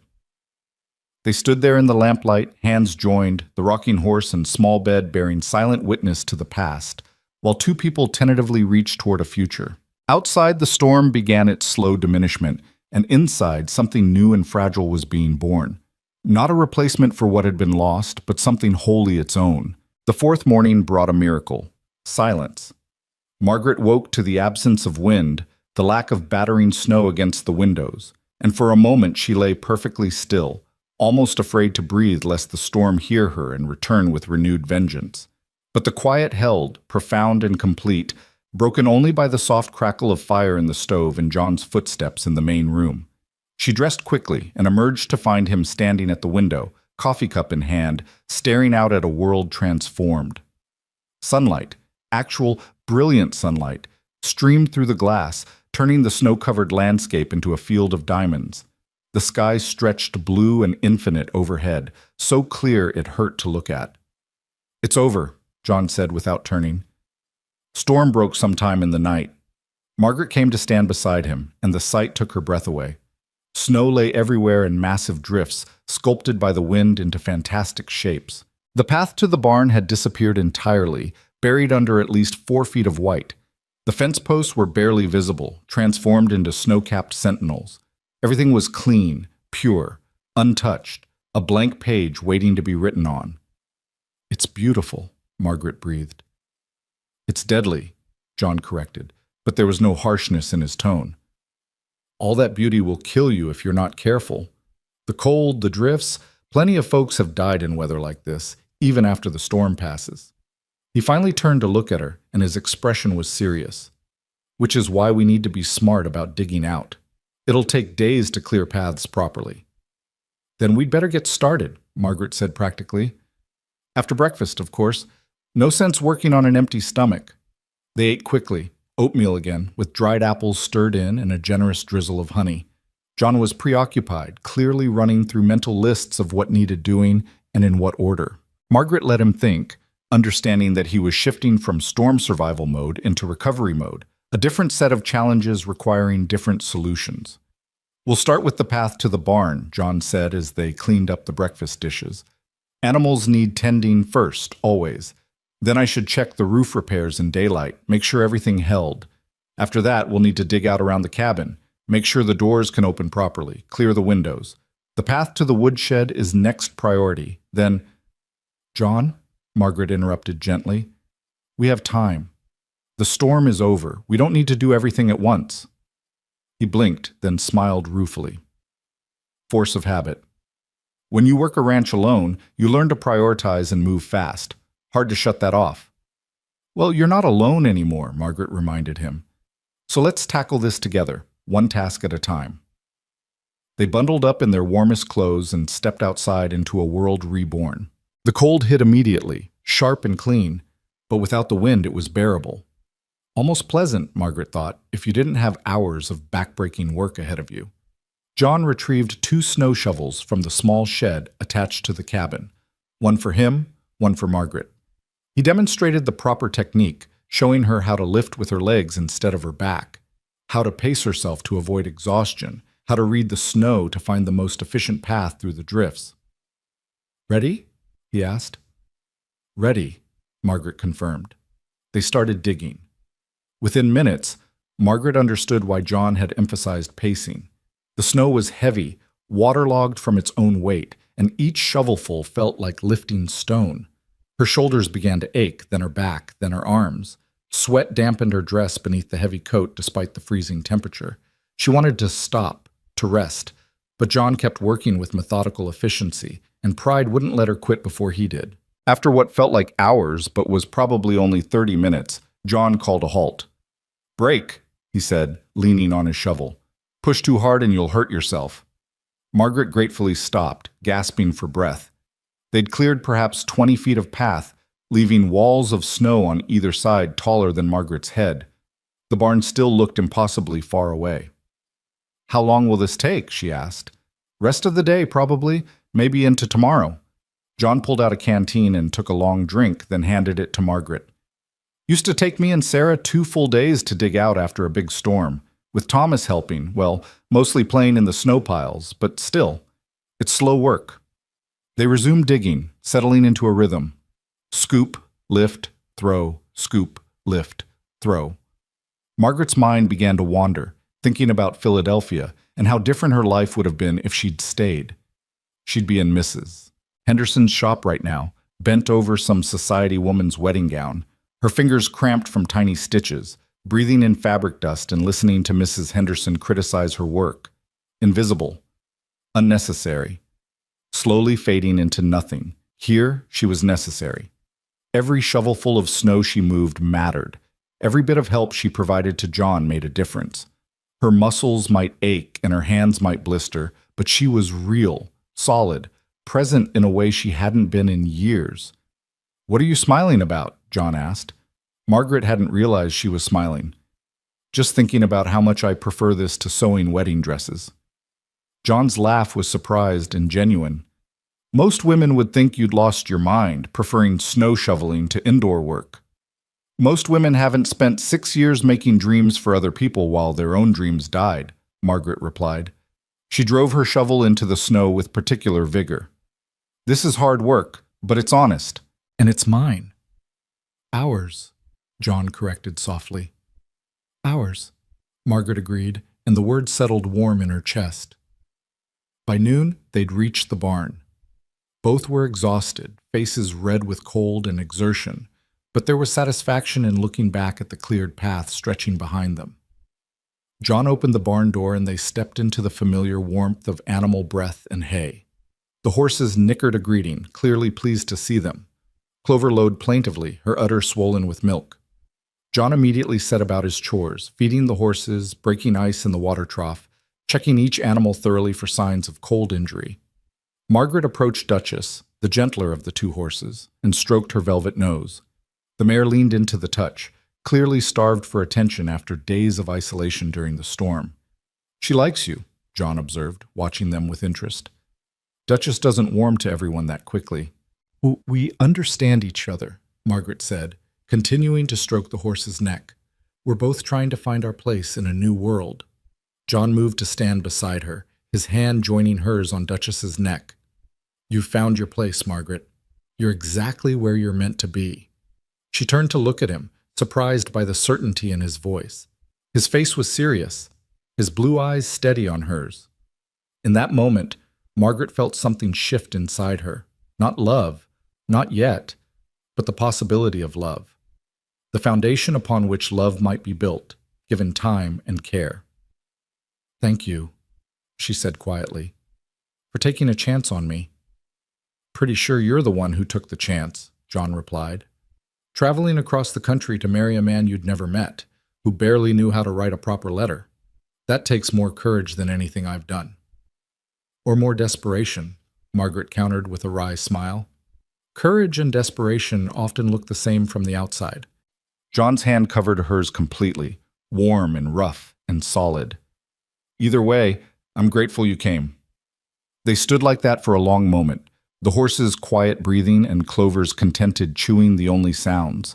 Then John cleared his throat and stepped back, returning to his work with an efficiency that suggested he was slightly embarrassed by the moment of vulnerability. Margaret helped as best she could, learning the routines of barn work, which buckets held, which feed, how much hay each animal needed, the proper way to milk Clover without getting kicked. John was patient, explaining things clearly without condescension, correcting her mistakes gently. By the time they finished, Margaret felt she could handle the morning chores herself if needed. The roof held, John announced after climbing up to inspect the damaged section. Repairs are solid. I'll need to do permanent work come spring, but for now we're safe. That's a relief, Margaret said. I was worried it might have weakened during the night. So was I, John admitted. but between the bracing and the weight distribution, it's stable enough. He climbed down, brushing snow from his coat. Ready to head back? We should eat something before tackling the next section. The return trip through the cleared path was easier, though Margaret's legs trembled with exhaustion by the time they reached the cabin. John noticed her stumble and caught her elbow, steadying her with careful strength. "You pushed too hard," he said, concern evident in his voice. "I'm fine," Margaret insisted, though she wasn't entirely sure that was true. "Just need food and a moment to rest." John guided her to the rocking chair by the fire, then set about preparing lunch with surprising efficiency. He heated leftover stew, sliced bread, and even made fresh tea the way Margaret preferred it. When he handed her a steaming bowl and cup, she looked up at him with gratitude. "You don't have to serve me," she protested weakly. "You've been shoveling snow for hours without complaint. Least I can do is heat up some stew." He settled into his chair with his own bowl. "Besides, Sarah taught me that marriage is about taking care of each other. Some days you do more, some days I do. It evens out in the end." They ate in comfortable silence, and Margaret felt strength gradually returning to her limbs. The food was warm and filling, the fire pleasant against her cold, flushed face. She studied John as he ate, noting the way his hair fell across his forehead when he bent over his bowl, the small scar above his left eyebrow she hadn't noticed before, the careful way he chewed his food as though he'd learned long ago not to waste a single bite. "Tell me about your parents," John said suddenly. "You've mentioned them, but I don't know much about them." Margaret set down her spoon, surprised by the question, but pleased he'd asked. "My father was a farrier, as I mentioned. Thomas Vale from County Cork originally, though he came to America as a boy. He was quiet, like you, more comfortable with horses than people, but he was kind, and he loved my mother fiercely." "And your mother?" "Catherine O'Brien before she married. Irish through and through, with opinions on everything and the stubbornness to back them up." Margaret smiled at the memory. "She ran the household with an iron fist wrapped in lace. Nothing happened in our home without her knowledge and approval. But she was also warm, generous to a fault. If someone needed help, she was the first to show up with a pot of soup or an offer to mend clothes or mind children." "You're like her," John observed. "The warmth and generosity part, anyway. Can't speak to the stubbornness yet." "Oh, I have that too," Margaret assured him. "Just wait until we disagree about something important. You'll see the Irish side come out quickly enough." John's lips quirked in that almost smile. "I'll keep that in mind. What happened to them?" "Father first, kicked by a horse he was shoeing, fractured his skull. He lingered for 3 days, then slipped away. Mother was never the same after. She tried to carry on, but her heart was broken. The following winter she caught pneumonia and didn't fight very hard to recover. I think she was ready to join him." Margaret's voice caught slightly. "I was 23, suddenly alone in a city that had no use for an orphaned Irish girl with no dowry and no prospects." John reached across the space between their chairs and took her hand. "I'm sorry. Losing both parents so close together, that's hard." "It was," Margaret admitted. "Still is, sometimes. I catch myself wanting to tell Mother about something or ask Father's advice and then remembering they're gone." She squeezed his hand. "But I think they'd be happy with my choice to come here. They wanted me settled, happy, building a life." "I hope I can help you build that life," John said quietly. "I know I'm not much, just a quiet rancher with more ghosts than conversation. But I'll try to be what you need." "You're already more than I expected," Margaret told him honestly. "You're kind and honest, and you've shown me more respect in 4 days than most men in Philadelphia showed me in 6 years. That's enough, John. More than enough." They finished their lunch hand in hand, and when they rose to return to the snow clearing, John didn't let go immediately. Instead, he pulled Margaret gently to her feet and stood there, looking down at her with an expression she couldn't quite read. "What?" she asked, suddenly self-conscious. "Just thinking," John said, "about how life surprises you sometimes. How the worst storm I've seen in years brought me something I didn't know I needed." "A stubborn Irish woman who doesn't know when to quit?" Margaret teased, trying to lighten the suddenly intense moment. "A partner," John corrected. "Someone to share the load with. Someone to make this place feel alive again." He released her hand slowly, as though reluctant to break contact. "Come on. We've got more digging to do." They spent the afternoon clearing the area around the cabin, creating paths to the woodshed and the small structure that served as a root cellar. The work was just as hard as the morning's labor, maybe harder since their muscles were already tired, but they pushed through together. John was vigilant about breaks, forcing Margaret to stop and rest even when she wanted to keep going, mindful of her city-soft hands developing blisters despite her gloves. As the sun began its descent toward the mountains, painting the snow in shades of pink and gold, they finally stopped for the day. The cabin stood in the center of cleared paths like a ship in frozen seas, accessible and functional once more. It wasn't everything that needed doing. The storm had created weeks of work, but it was enough for now. Inside, they collapsed in their respective chairs, too tired to even think about supper immediately. Margaret pulled off her gloves and examined her hands, red, raw, with several blisters beginning to form despite John's caution. She flexed her fingers experimentally and winced. "Let me see," John said, reaching for her hands. "They're fine, Margaret." His tone was gentle but firm. "Let me see." She surrendered her hands, and he examined them with the same careful attention she'd given his damaged hands days earlier. He fetched the salve and bandages without being asked, tending her blisters with surprising gentleness for such large hands. "You worked too hard today," he said as he wrapped the bandages. "Should have stopped you sooner." "You couldn't have stopped me if you'd tried," Margaret replied. "I'm not made of porcelain, John. I won't break from a little hard work." "Still, these will hurt for days." He finished the bandaging and sat back. "Tomorrow we rest. The rest of the digging can wait." "But the can wait," John repeated firmly. "You pushed yourself past sensible limits today, and while I admire the spirit, I won't have you injuring yourself permanently. Tomorrow we rest. Let your hands heal. Agreed?" Margaret wanted to argue, but the throbbing in her palms suggested he might be right. "Agreed, but only if you promise to let me help with the barn chores." "Deal." John stood and moved to the kitchen. "Now sit still and let me handle supper. You've earned a rest." He prepared a simple meal, fried potatoes with onions, eggs from the barn, thick slices of bread toasted on the stovetop.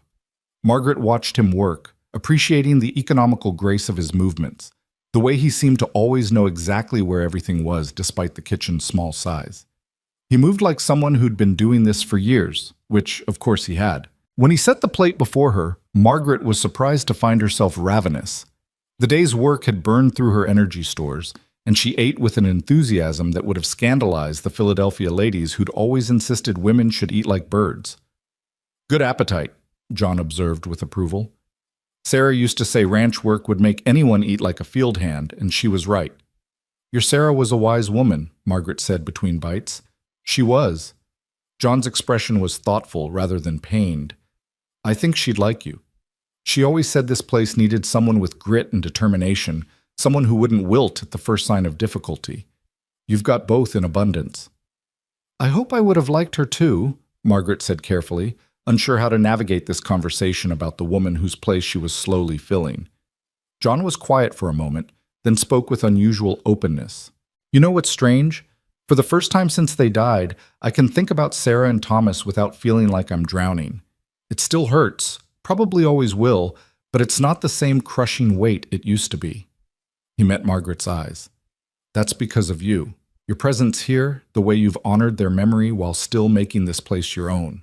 You've helped me start to heal, Margaret. I want you to know that." Margaret felt tears prick her eyes. "I'm glad.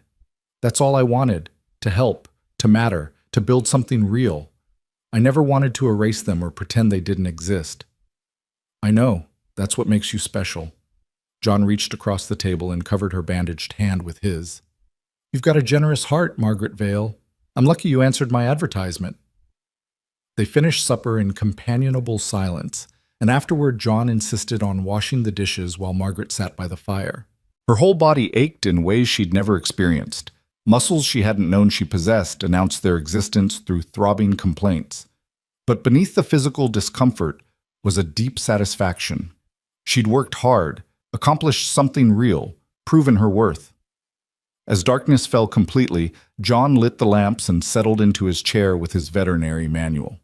Margaret picked up her mending, but her bandaged hands made the delicate work difficult. After several frustrating attempts to thread a needle, she set it aside with a sigh. Problem? John asked, looking up from his book. Just frustrated. I'm used to being able to do things with my hands, and these bandages make everything clumsy.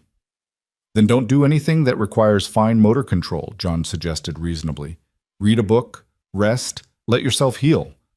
Margaret looked around the cabin and realized she hadn't really explored John's small library. She moved to the shelf beside the fireplace and examined the titles. There were the veterinary manuals John studied religiously, several agricultural texts about crop rotation and animal husbandry, a few novels that looked well read, and surprisingly, several volumes of poetry. You like poetry, Margaret said, pulling down a collection of Wordsworth. Sarah did, John replied. Used to read it aloud in the evenings. I didn't understand half of it, but I liked listening to her voice, the way she'd get excited about particular phrases or images. He paused. Haven't read any since she died. Couldn't bear it. Margaret returned to her chair with the book, turning pages carefully with her bandaged fingers. Would it bother you if I read some? Aloud, I mean? John's expression flickered with something, pain maybe, or longing. Then he nodded slowly. No, I think I'd like that. Margaret opened to a random page and began to read. The words flowed over them, verses about nature and beauty, about loss and redemption, about the quiet strength found in simple things. Her voice was nothing like Sarah's must have been, and she stumbled occasionally over unfamiliar phrases, but John listened with his eyes closed, his face gradually relaxing. When she finished the poem, he opened his eyes. Thank you. Thank you. Would you like me to read more? Please. She read for the next hour, moving through Wordsworth into some Byron, then finding a collection of American poets she didn't recognize. John remained in his chair, perfectly still, listening with an intensity that suggested he was hearing more than just the words, perhaps hearing echoes of evenings past, of his wife's voice mixing with Margaret's, of a home that had once been filled with such moments. Finally, when Margaret's voice began to grow hoarse, John stirred. That's enough for tonight. You'll hurt your throat. Margaret closed the book and returned it to the shelf. When she turned back, John was standing, and there was something different in his expression, a softness, an openness she hadn't seen before. Margaret, he said, and then seemed to struggle with what to say next. Finally, he managed, I think Sarah would have been glad that you're here, that you're helping me learn to live again. She wouldn't have wanted me to be alone forever. I think she must have loved you very much, Margaret said softly, to want your happiness even beyond her own life. She did, and I loved her. John took a step closer. I want to be honest with you about something. I don't know if I can love like that again. That kind of love, the kind Sarah and I had, I don't know if a person gets that twice in one lifetime. Margaret felt a pang in her chest, but nodded. I understand. And I'm not asking for that, John. I'm asking for partnership, respect, companionship. If love comes, then that's a gift. If it doesn't, then we'll build something else, something just as valuable. You deserve more than just partnership, John said, his voice rough. You deserve someone who can give you everything. I deserve someone honest and kind who sees me as a person rather than an inconvenience or a burden, Margaret corrected. Someone who treats me as an equal partner, someone who makes me feel real again. And that's exactly what you've given me in just 4 days, John. That's worth more than pretty words about love that might not mean anything. John looked at her for a long moment, something shifting in his eyes. Then, slowly, carefully, he reached out and tucked a loose strand of hair behind her ear. His fingers lingered for just a moment against her cheek, rough and warm. You're remarkable, he said quietly. Truly remarkable. Margaret's heart beat faster at the gentleness of the touch. So are you. You just don't see it yet. They stood there in the lamplight, close enough that Margaret could see the flecks of gray in John's blue eyes, the fine lines around his mouth, the vulnerability he tried so hard to hide. She thought he might kiss her, hoped he might even, but instead he stepped back, clearing his throat. You should sleep. Tomorrow we rest, but the day after we'll need to start planning for town. Storm will have hit there too, and folks will need checking on. Plus, we've got a preacher to visit. His smile was small but real. Can't have you living here unmarried much longer. Wouldn't be proper. Heaven forbid we be improper, Margaret teased gently.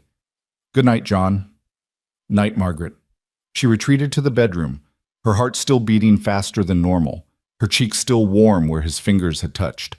She changed into her nightgown and climbed into bed, but sleep was slow to come. Her mind replayed the day, the backbreaking work, the growing ease between them, the moment by the fire when he touched her face with such unexpected tenderness. She was falling for him, Margaret realized, not in the desperate, consuming way of storybook romance, but in something slower, deeper, more real. She was falling for his quiet strength, his careful kindness, his willingness to honor the past while reaching toward the future. She was falling for the way he made her feel necessary, important, seen, and maybe, just maybe, he was starting to fall for her too. In the loft above, John lay awake staring at the ceiling. His hand still tingled slightly from where he'd touched Margaret's face, and he couldn't quite believe he'd done it. For 2 years, he'd avoided physical contact beyond what was necessary, afraid that any tenderness might shatter the fragile control he'd maintained over his grief. But tonight, standing close to Margaret, listening to her read poetry in the lamplight, he'd felt something wake up inside him, something he'd thought dead and buried with Sarah. It wasn't the same feeling he'd had with Sarah. That had been young love, passionate and all-consuming, the kind of love that burned bright and fierce. This was different, quieter, steadier, like the difference between a wildfire and a hearth fire. Both were valuable, both provided warmth, but one consumed everything in its path while the other sustained and comforted. He could build a life with Margaret. He was already building one, day by day, conversation by conversation, shared task by shared task. She fit here in ways he hadn't anticipated, made the cabin feel like a home rather than a mausoleum. And more than that, she made him want to try again, to risk caring, to open himself to the possibility of happiness. It terrified him.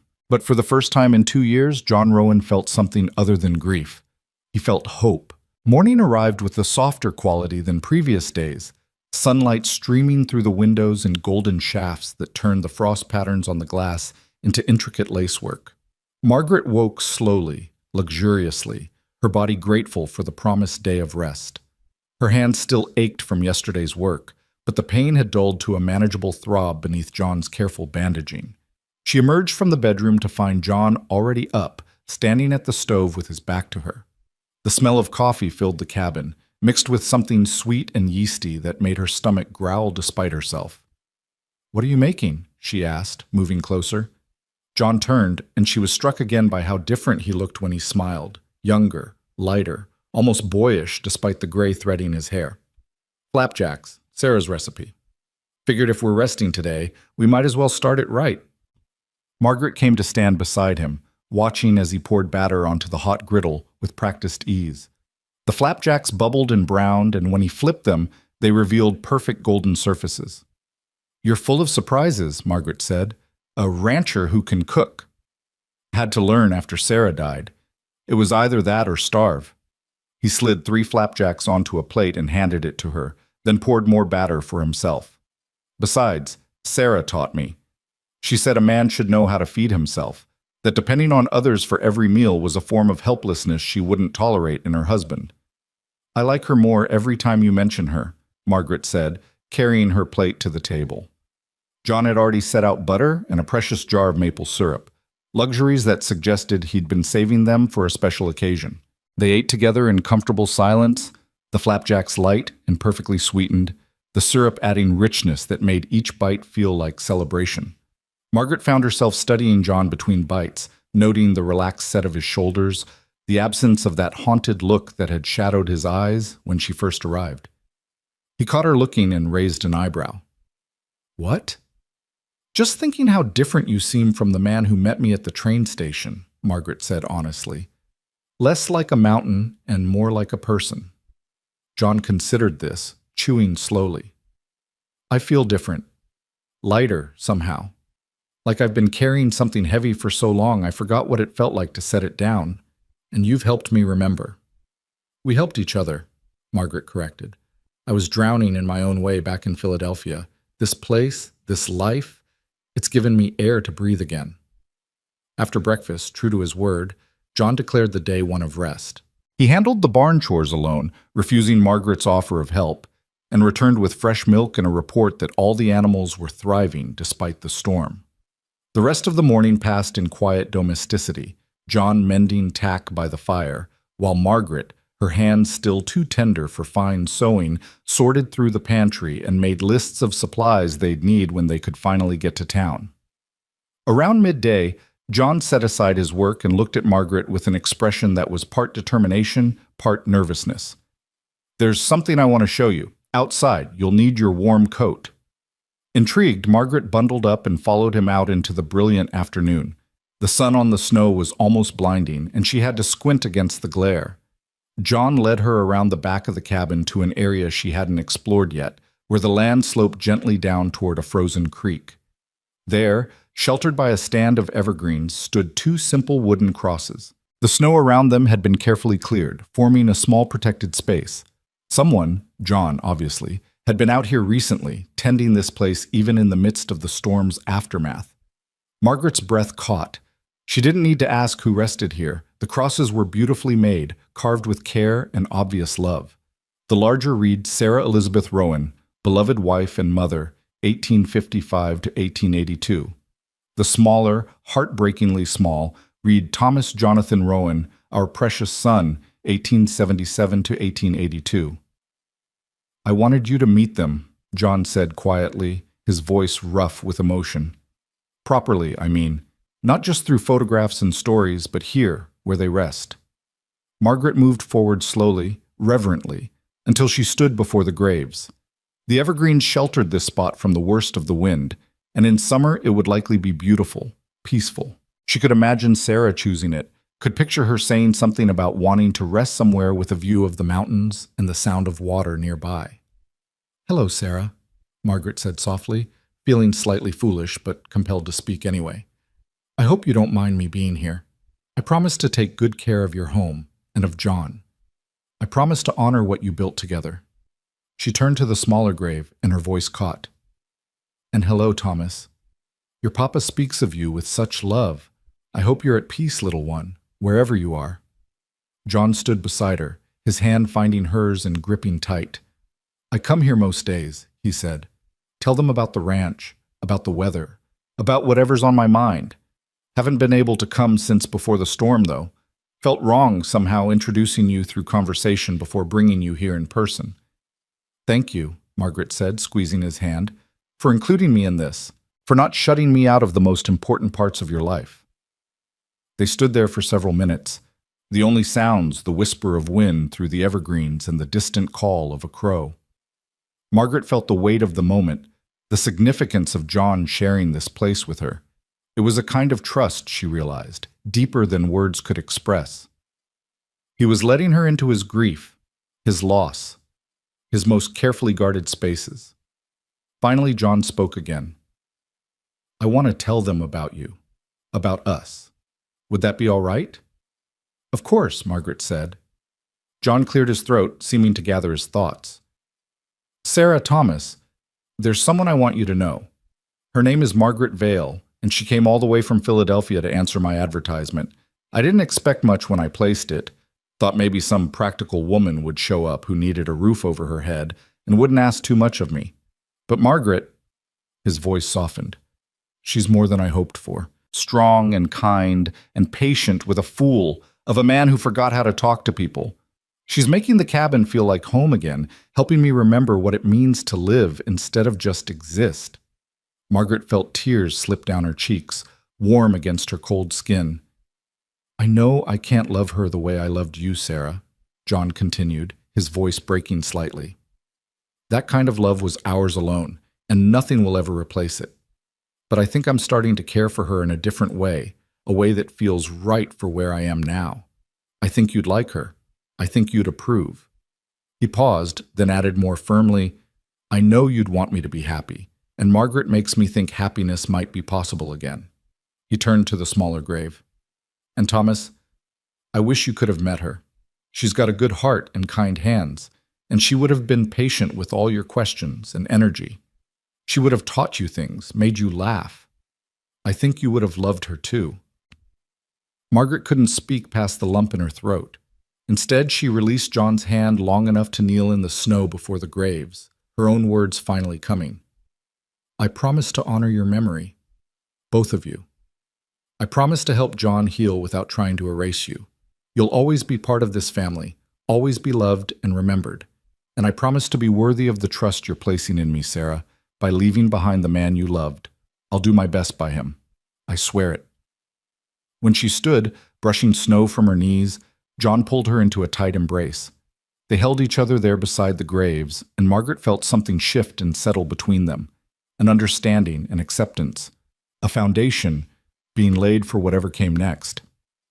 Thank you, John whispered against her hair. Thank you for understanding. Always, Margaret promised. They walked back to the cabin hand in hand, and when they stepped inside, the space felt different somehow, more settled, as though even the walls had been waiting for this moment of acknowledgement and inclusion. John built up the fire while Margaret made tea, and they settled into their chairs with a companionship that felt earned rather than forced. Tell me about the town, Margaret said after a while. Copper Falls. What should I expect when we go? John wrapped his hands around his coffee cup, considering. It's small, maybe 200 people on a good day, less in winter. Reverend Parker runs the church. He's a good man, fair-minded, doesn't judge. General store is owned by the Hansons, Swedish couple, salt of the earth. There's a saloon run by a woman named Pearl, and before you ask, it's a respectable establishment as far as saloons go. Dr. Miller handles the medical needs, though he's getting on in years and talks about finding someone to take over his practice. School teacher is Miss Emily Patterson, young thing from Boston, who came west for adventure and got more than she bargained for. And the people? What will they think of me? John's expression grew serious. They'll be curious. Probably already know about you. News travels fast in small towns, and the train conductor would have mentioned a woman getting off to meet me. Some will be kind, welcoming. Others will judge, compare you to Sarah, whisper about whether it's too soon for me to remarry. He met her eyes directly. I won't lie and say it'll be easy. Small towns can be hard on outsiders, especially women, but I'll be beside you, and anyone who wants to make trouble will have to go through me first. The fierce protectiveness in his voice warmed Margaret more than the fire. I'm not afraid of gossip. I survived 6 years of it in Philadelphia. I can handle Montana. I believe you can, John said, and his smile was proud. Still, I want you prepared. Mrs. Hanson will probably interrogate you about your intentions while pretending to make small talk. Pearl will be more direct. She'll ask straight out why you're here and whether you're after John's land or his heart. Reverend Parker will want to counsel us about the sanctity of marriage. It'll be exhausting. But necessary, Margaret finished. We need supplies, and we need to get married properly. I can endure some uncomfortable conversations for that. The wedding itself will be simple, John continued. No time for anything fancy, and honestly, I'd prefer it that way. Quick ceremony in the church, maybe witnesses if we can find willing ones, then back here before dark. Unless you wanted something more. Margaret shook her head. Simple sounds perfect. I'm not marrying you for show, John. I'm marrying you to build a life. The ceremony is just a formality to make it legal and proper. Good. John seemed relieved. I was worried you might have expectations I couldn't meet. City women sometimes have ideas about weddings. This city woman has sewn enough elaborate wedding gowns to know they're more about display than substance, Margaret said dryly. I'll wear my best dress, say the words that matter, and come home to start our real life. That's all I need. They spent the afternoon in quiet companionship, John reading while Margaret attempted some light mending that didn't tax her healing hands too badly. Around 4, John stood and stretched, his joints popping audibly. Should check on the animals one more time before dark, he said. And I was thinking, tomorrow, if you're up for it, we could hitch up the wagon and head to town. Trails should be passable by now, at least the main road. Get the wedding done, pick up supplies, be back by evening. Margaret's heart jumped at the prospect, excitement and nervousness mixing into something that made her slightly breathless. Tomorrow? So soon? No point waiting, John said, but his expression was gentle, understanding. Unless you need more time, we can wait if you're not ready. Was she ready? Margaret examined her feelings carefully. She was about to marry a man she'd known for less than a week, commit herself legally and permanently to a life vastly different from anything she'd experienced. It should terrify her. But instead, she felt a kind of calm certainty, as though every step of her life had been leading to this moment. "No," she said firmly. "Tomorrow is perfect. Let's get married, John Rowan, and make this official." His smile was brilliant, transforming his whole face. "Tomorrow, then. I'll warn you, though, I don't have a ring. Didn't think that far ahead when I placed the advertisement." "I don't need a ring," Margaret assured him.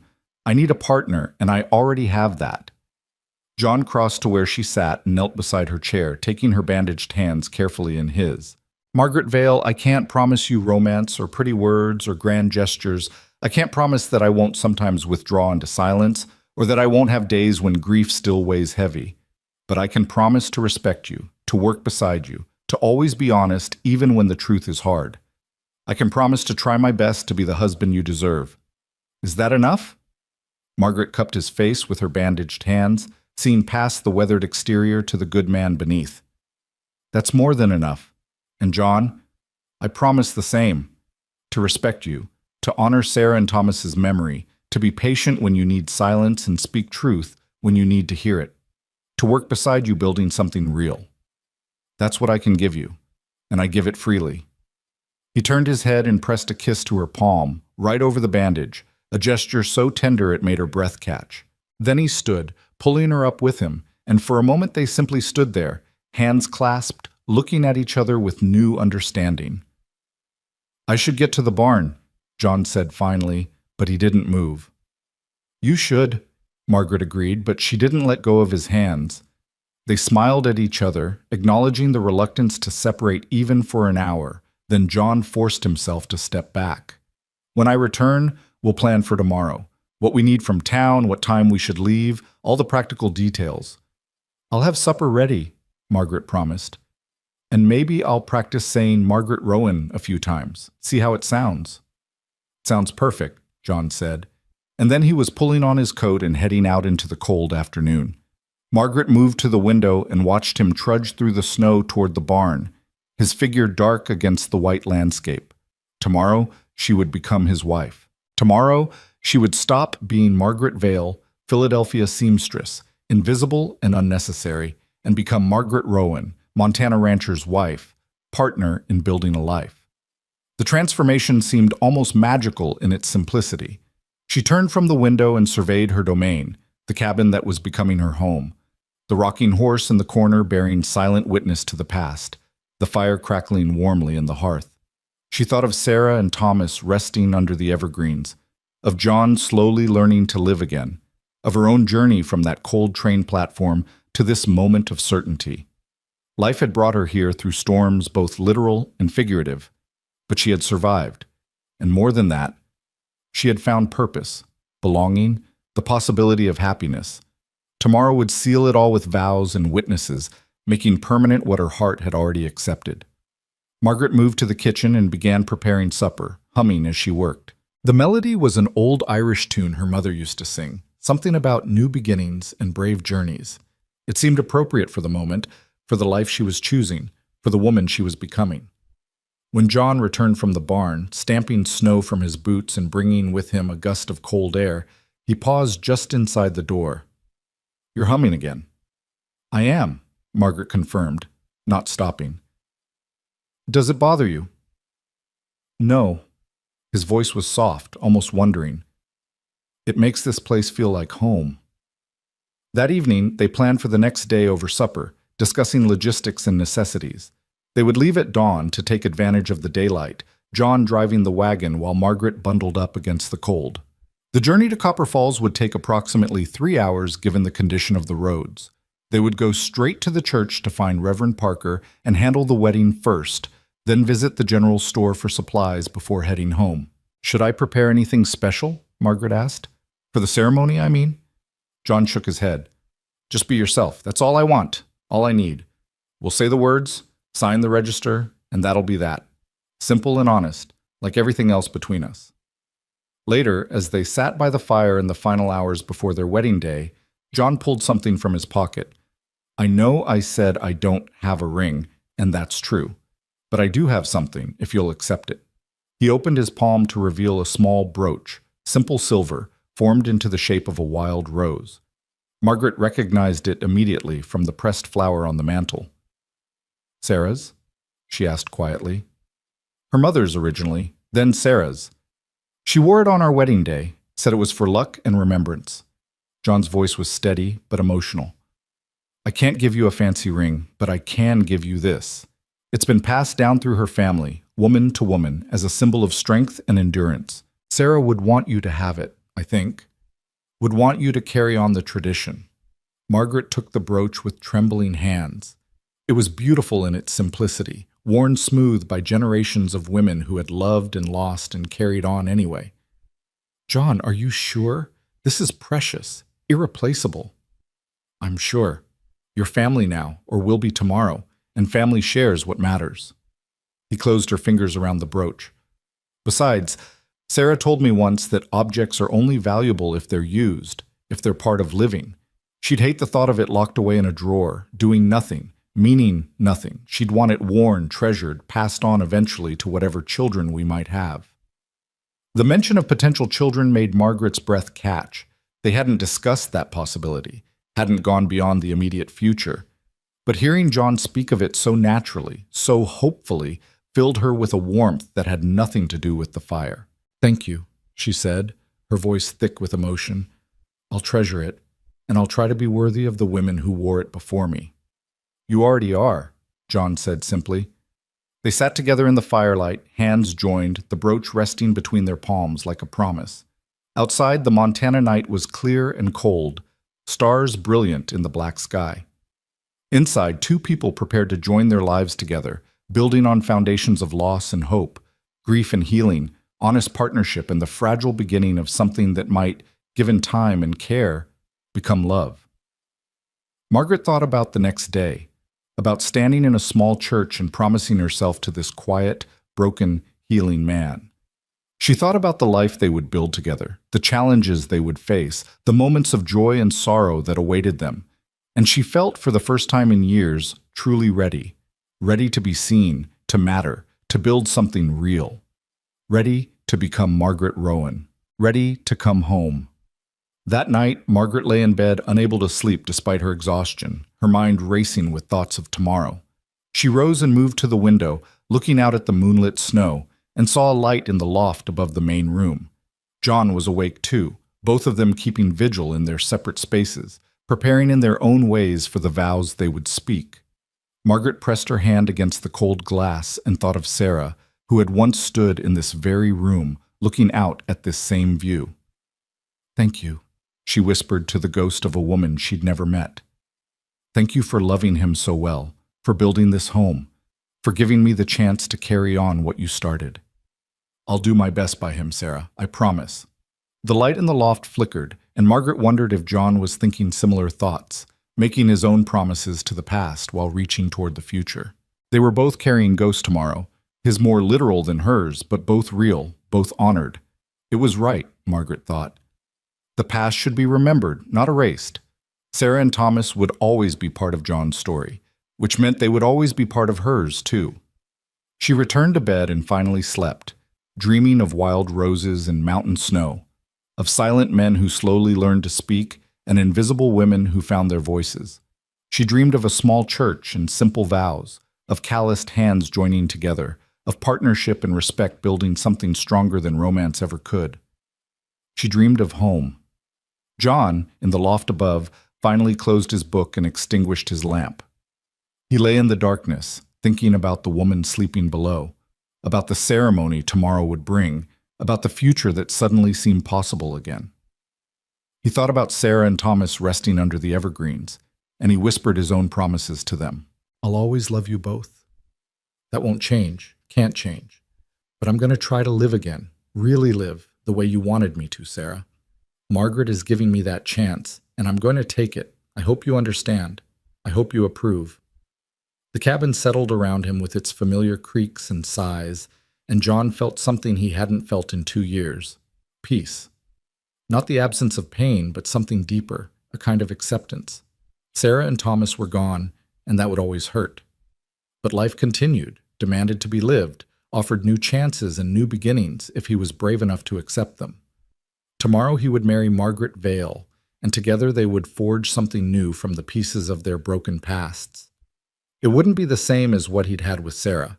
It would be its own thing entirely, valuable in its own right. And that was not just acceptable, it was right.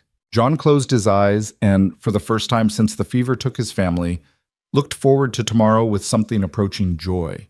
Dawn broke crystalline and cold, the sky gradually lightening from deep purple to pale rose to the brilliant blue that promised clear weather for traveling.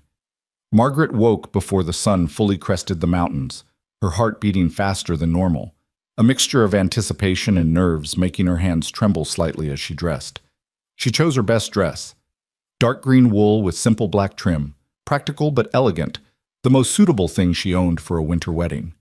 As she fastened the buttons with still tender fingers, she heard John moving in the main room, the sound of the stove being stoked, coffee brewing. The ordinary sounds of morning, but today they held extraordinary significance. When she emerged, John was standing by the window in clothes she'd never seen him wear. A proper suit, somewhat old-fashioned but well-maintained, the dark fabric making his shoulders seem even broader. He'd shaved carefully, his hair was combed back, and when he turned to look at her, Margaret saw vulnerability in his eyes that made her breath catch. "You look beautiful," he said simply, as though the words had been pulled from somewhere deep inside him.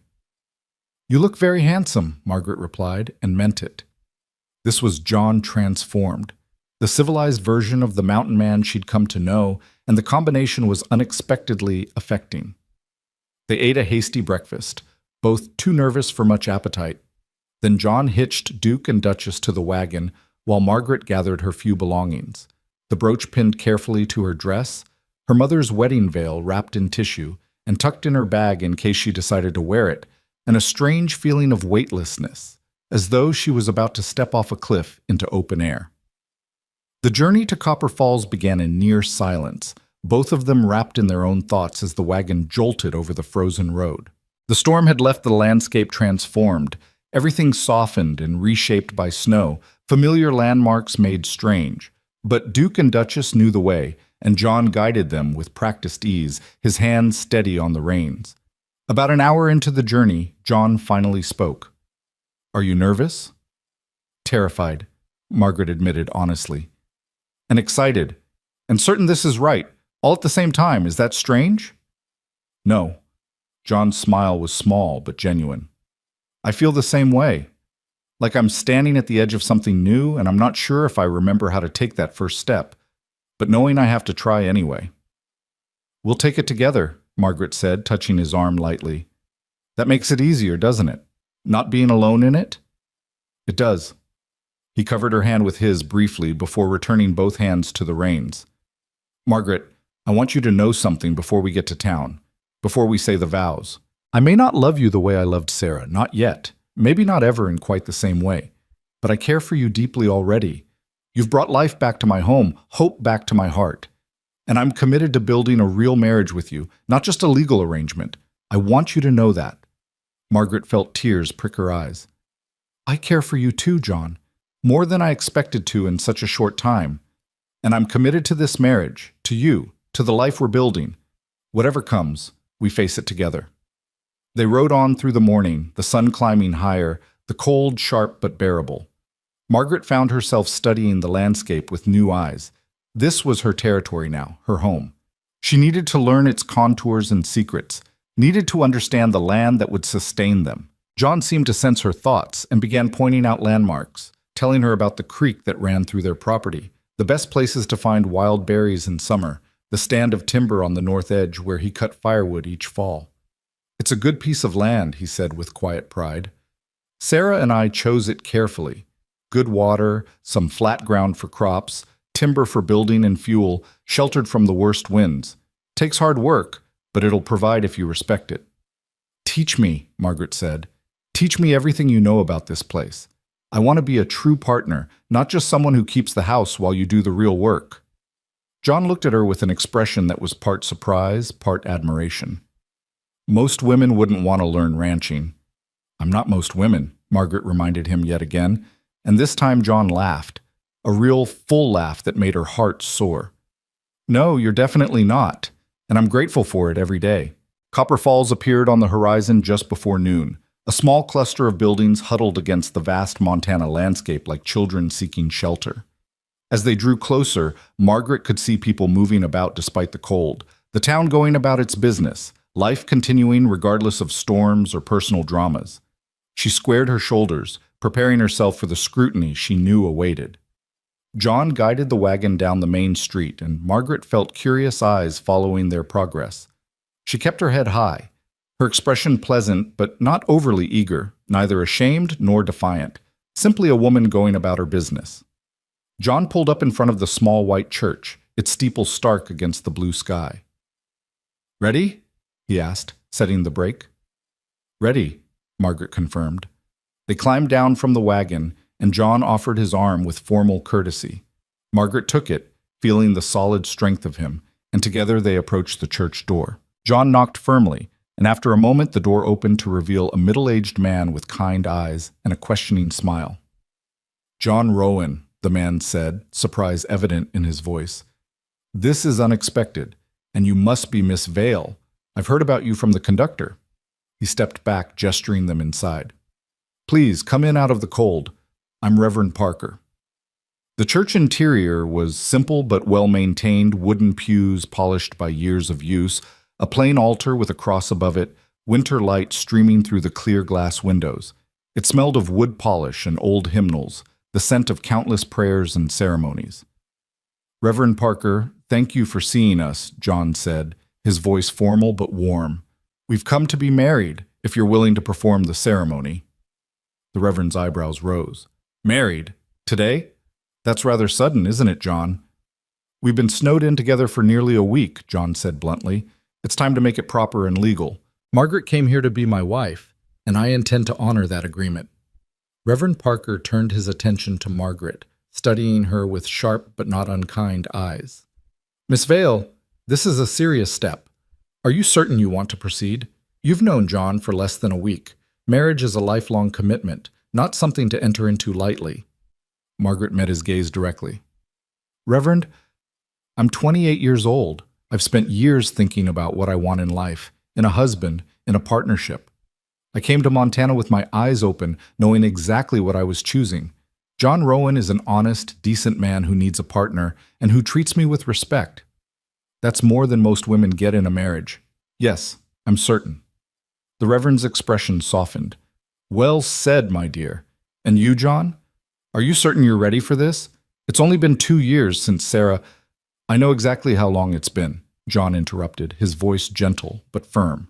"And I know Sarah wouldn't want me to spend the rest of my life alone, frozen in grief.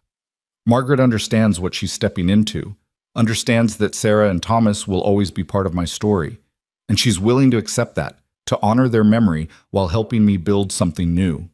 That takes a rare kind of strength and generosity, Reverend. I'd be a fool not to recognize it." Reverend Parker was quiet for a moment, then nodded slowly. "Very well. If you're both certain, then I'll perform the ceremony. But first, let me speak with Miss Vale privately for a moment. John, if you'll wait outside." John squeezed Margaret's hand and stepped out. The Reverend gestured for Margaret to sit in the front pew, and he settled beside her with a concerned expression. "Miss Vale, Margaret, I need to be sure you understand what you're undertaking. John is a good man, one of the best I know, but he's also deeply wounded. His grief runs profound, and there will be difficult days ahead. Days when he withdraws, when the memories overwhelm him, when you might feel like you're living with a ghost. Are you prepared for that?" Margaret considered her words carefully. "Reverend Parker, I'm not naive enough to think this will be easy. I know John is still healing, that he may always carry some of that grief, but I also know that healing happens better with someone beside you than alone. I'm not trying to replace Sarah or erase his pain. I'm trying to help him learn to live again, while building my own life in the process. We're partners in survival first, and maybe love will come from that foundation. Maybe it won't. But either way, we'll face it together, honestly and with respect. That's enough for me. The Reverend smiled, genuine warmth in his expression. You're a wise woman, Margaret Vale, wiser than your years would suggest. I think you and John might just make this work. He stood, offering his hand to help her up. Let's bring him back in and make you Margaret Rowan. John was pacing outside, his breath forming clouds in the cold air. When the door opened, he spun around, relief evident on his face. Everything all right? Everything's perfect, Margaret assured him. Shall we get married now? They re-entered the church, and Reverend Parker took his position before the altar. We'll need witnesses, he said. I'll fetch my wife, and perhaps we can find one more person quickly.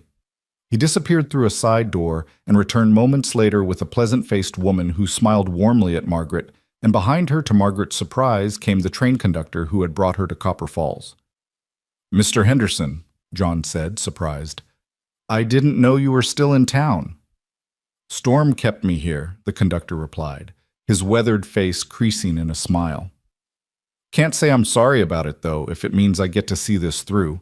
I was the one who brought Miss Vale to you, John. Seems fitting I should witness her becoming Mrs. Rowan.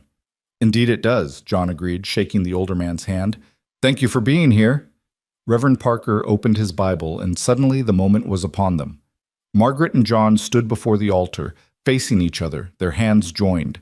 The Reverend's wife and Mr. Henderson stood to the side as witnesses. Winter light streamed through the windows, illuminating the simple space with crystalline clarity. Dearly beloved, Reverend Parker began, his voice resonant in the small church, we are gathered here today to join this man and this woman in holy matrimony. Marriage is not to be entered into lightly, but deliberately and with reverence. It is a partnership of equals, a joining of two souls who choose to walk through life together, sharing its joys and sorrows, its triumphs and trials. Margaret listened to the familiar words, but her attention was on John, on his steady blue eyes fixed on her face, on his work-roughened hands holding hers carefully, on the slight tremor she felt in his fingers that told her he was as affected by this moment as she was. John Rowan, the Reverend continued, do you take this woman to be your lawfully wedded wife? Do you promise to love, honor, and cherish her in sickness and in health, for richer or poorer, for better or worse, as long as you both shall live? John's voice, when it came, was steady and sure, louder than Margaret had ever heard it. I do. And Margaret Vale, do you take this man to be your lawfully wedded husband? Do you promise to love, honor, and cherish him in sickness and in health, for richer or poorer, for better or worse, as long as you both shall live? Margaret looked into John's eyes and saw past the present moment to the future they would build together, the challenges they would face, the life they would create, the possibility of happiness earned through partnership and respect. I do, she said clearly. Then, by the power vested in me by the territory of Montana and by God above, I pronounce you husband and wife. Reverend Parker smiled. John, you may kiss your bride. John hesitated only briefly, then leaned down and pressed his lips to Margaret's in a kiss that was tender, careful, and full of promise. It lasted only a moment, but in that moment Margaret felt the full weight of what they'd just done, the binding together of two lives, the creation of something entirely new. When they separated, both were smiling. Mrs. Parker dabbed at her eyes with a handkerchief, and Mr. Henderson clapped John on the back with hearty congratulations. They signed the marriage register with the Reverend's pen, John's handwriting firm and clear, Margaret's smaller but equally certain. Margaret Rowan, she wrote, and the name felt right, felt like coming home. They emerged from the church into the bright afternoon as husband and wife, and Margaret felt transformed by more than just legal status. She was no longer the invisible seamstress from Philadelphia, no longer the spinster defined by what she lacked. She was Margaret Rowan, rancher's wife, partner in building a life, a woman with purpose and place. Word had spread quickly, as it did in small towns, and several people had gathered outside the church, curious, some friendly, some reservedly judgment. John kept Margaret's hand firmly in his as they faced the small crowd. A large woman in a practical wool coat pushed forward, her expression stern but not unkind. John Rowan, you might have told folks you were planning to marry. We'd have prepared something proper. It was a quick decision, Mrs. Hanson, John replied evenly, and we preferred it simple. Margaret, this is Mrs. Hanson. She runs the general store with her husband. Mrs. Hanson turned her formidable attention to Margaret, looking her up and down with the thoroughness of a customs inspector. So you're the one who answered John's advertisement. Philadelphia, I heard? Yes, ma'am, Margaret replied, meeting the older woman's gaze without flinching. Margaret Rowan now. Pleased to meet you. Mrs. Hanson's expression gave nothing away. Well, you've got courage. I'll give you that. Coming all this way to marry a man you'd never met. Either courage or desperation, and I suppose time will tell which. Perhaps it's both, Margaret said calmly. Courage and desperation often look alike from the outside, wouldn't you say? A flicker of something, respect maybe, or amusement, crossed Mrs. Hanson's face. Indeed they do. Well, Mrs. Rowan, welcome to Copper Falls. Stop by the store before you leave town. I'll put together some supplies as a wedding gift. That's very generous, thank you, Margaret said, genuinely pleased by the unexpected kindness. The crowd dispersed gradually, most people offering brief congratulations before hurrying back to their own business. A few women lingered, their expressions harder to read, and Margaret knew these were the ones who would be measuring her against Sarah's memory, looking for faults and failings. One woman in particular, elegantly dressed for frontier standards, stepped forward with a smile that didn't quite reach her eyes. John, how lovely to see you, and this must be your new wife. I'm Constance Miller, the doctor's wife. Sarah and I were dear friends, you know. I remember, John said, his tone polite but cool. Constance, this is Margaret. How do you do? Margaret extended her hand, which Constance took limply. I'm sorry I never had the chance to meet Sarah. From everything I've heard, she was a remarkable woman. She was, Constance agreed, her tone suggesting Margaret couldn't possibly understand. She set quite a standard for what a rancher's wife should be. I do hope you're prepared for the comparison that people will inevitably make. I don't intend to compete with a memory, Margaret said firmly. Sarah was Sarah, and I am myself. Anyone who needs to compare us will be disappointed, because I'm not trying to be her. I'm trying to build my own life here. Constance's smile grew even thinner. How modern of you. Well, I'm sure you'll learn our ways soon enough. Small communities have certain expectations, after all. And I expect Margaret will exceed them, John interjected, his voice carrying an edge Margaret hadn't heard before. Now, if you'll excuse us, Constance, we have business to attend to. He guided Margaret away firmly, and once they were out of earshot, she squeezed his arm. Thank you for that. She's always been difficult, John said. Jealous of Sarah, actually. Wanted to be the queen of Copper Falls society, such as it is. But Sarah was better liked, and Constance never forgave her for it. He paused, then added, You handled her well, better than I expected. I told you I survived 6 years of Philadelphia gossip, Margaret reminded him. Constance Miller is amateur hour compared to the society ladies back east. John's laugh drew curious looks from passers-by, but he didn't care. Come on, Mrs. Rowan, let's get those supplies and head home. The general store was warm and crowded with goods, barrels of flour and sugar, bolts of fabric, tools and hardware, medicines and sundries. Mr. Hanson, a tall man with a gentle demeanor that contrasted sharply with his wife's briskness, greeted them warmly. Congratulations, John. Mrs. Rowan, welcome to the family, so to speak. What can we help you with today? They spent the next hour selecting supplies. Flour, coffee, sugar, salt, dried beans, canned vegetables, a tin of real tea for Margaret. John added practical items they'd need for the ranch, while Margaret chose some fabric and thread, already planning curtains and small improvements to the cabin. Mrs. Hanson, true to her word, added several items as a gift.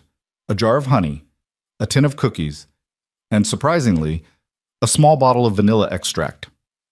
For baking, she said gruffly when Margaret thanked her. A home needs the smell of fresh baking. Sarah knew that, and I expect you do too. I do? Margaret agreed, touched by the gesture. Thank you, Mrs. Hanson. This is very kind. As John settled the bill, Mr. Henderson appeared in the doorway, slightly out of breath. John, Margaret, I wanted to catch you before you left. Got something for you. He He pressed a small package wrapped in brown paper into Margaret's hands. Just a little something. Open it later at home. And Margaret, I'm glad I brought you here. I think you're going to be just fine. The package tucked safely in her bag, they loaded the wagon and prepared to depart. The sun was already beginning its descent, and they needed to reach home before full dark. John helped Margaret up to the seat, then climbed up beside her, gathering the reins. As they pulled away from Copper Falls, Margaret looked back at the small town. Her town now, part of her new life. Some faces had been welcoming, others skeptical, still others openly hostile. But she'd survived the scrutiny, held her head high, and emerged as Margaret Rowan, a woman with a place and purpose. You did well, John said quietly as the town disappeared behind them. Better than well. You were perfect. I was myself, Margaret corrected. That's all I know how to be. It's all I want you to be, John assured her. He reached over and took her hand, holding it as he guided the horses with his other hand. Margaret Rowan, still getting used to the sound of it. Me too, Margaret admitted. But I like it. I like being your wife, John. I like you being my wife too. He squeezed her hand gently. Ready to go home, Mrs. Rowan? More than ready. The journey home took on a different quality than the journey out. They were returning as a married couple, bound legally and spiritually, committed to the future they would build together. They talked more freely now, sharing small observations and stories, John pointing out landmarks and Margaret asking questions about the ranch operations. As the sun touched the mountains, painting the sky in shades of orange and pink, the cabin came into view. Margaret felt her heart lift at the sight. This was home now, truly and completely hers. John pulled the wagon to a halt before the door and turned to Margaret with an expression she'd never seen before, tender, almost shy. There's a tradition, he said, about carrying the bride over the threshold. Would that be all right? Margaret's heart swelled. I'd like that very much. John climbed down and came around to her side, reaching up to lift her from the seat. She came willingly, letting him swing her down and into his arms. He carried her with surprising ease, his arms strong and sure, and kicked open the cabin door. Inside, he set her down gently, but didn't immediately release her. They stood in the doorway, arms around each other, looking at the space that was now undeniably theirs together. No longer John's cabin where Margaret was a guest, but their home, their future. Welcome home, Margaret, John said softly. Thank you, she replied, and reached up to cup his face. For everything, for taking a chance on me, for being patient, for being honest, for giving me a life worth living. Thank you, John echoed, for seeing past my silence, for bringing life back to this place, for being exactly who you are. He hesitated, then added, I know I said I might never love like I loved Sarah, but Margaret, I'm already starting to love you in a different way, a way that's just ours. It's not the same, but it's real, and it's growing stronger every day. Tears slipped down Margaret's cheeks. I love you too, John. I think I started loving you when you draped that buffalo hide over me in the wagon, caring for a stranger without expectation of anything in return. And I've been falling more in love with you every day since. He kissed her then, properly this time, without an audience or the formality of ceremony. It was a kiss that promised partnership and passion, respect and desire, a future built on honesty and hard work and the slow, steady growth of genuine affection. When they finally separated, both were smiling. Should unload the wagon, John said reluctantly. Should, Margaret agreed, making no move to step away. They laughed together and the sound filled the cabin with warmth.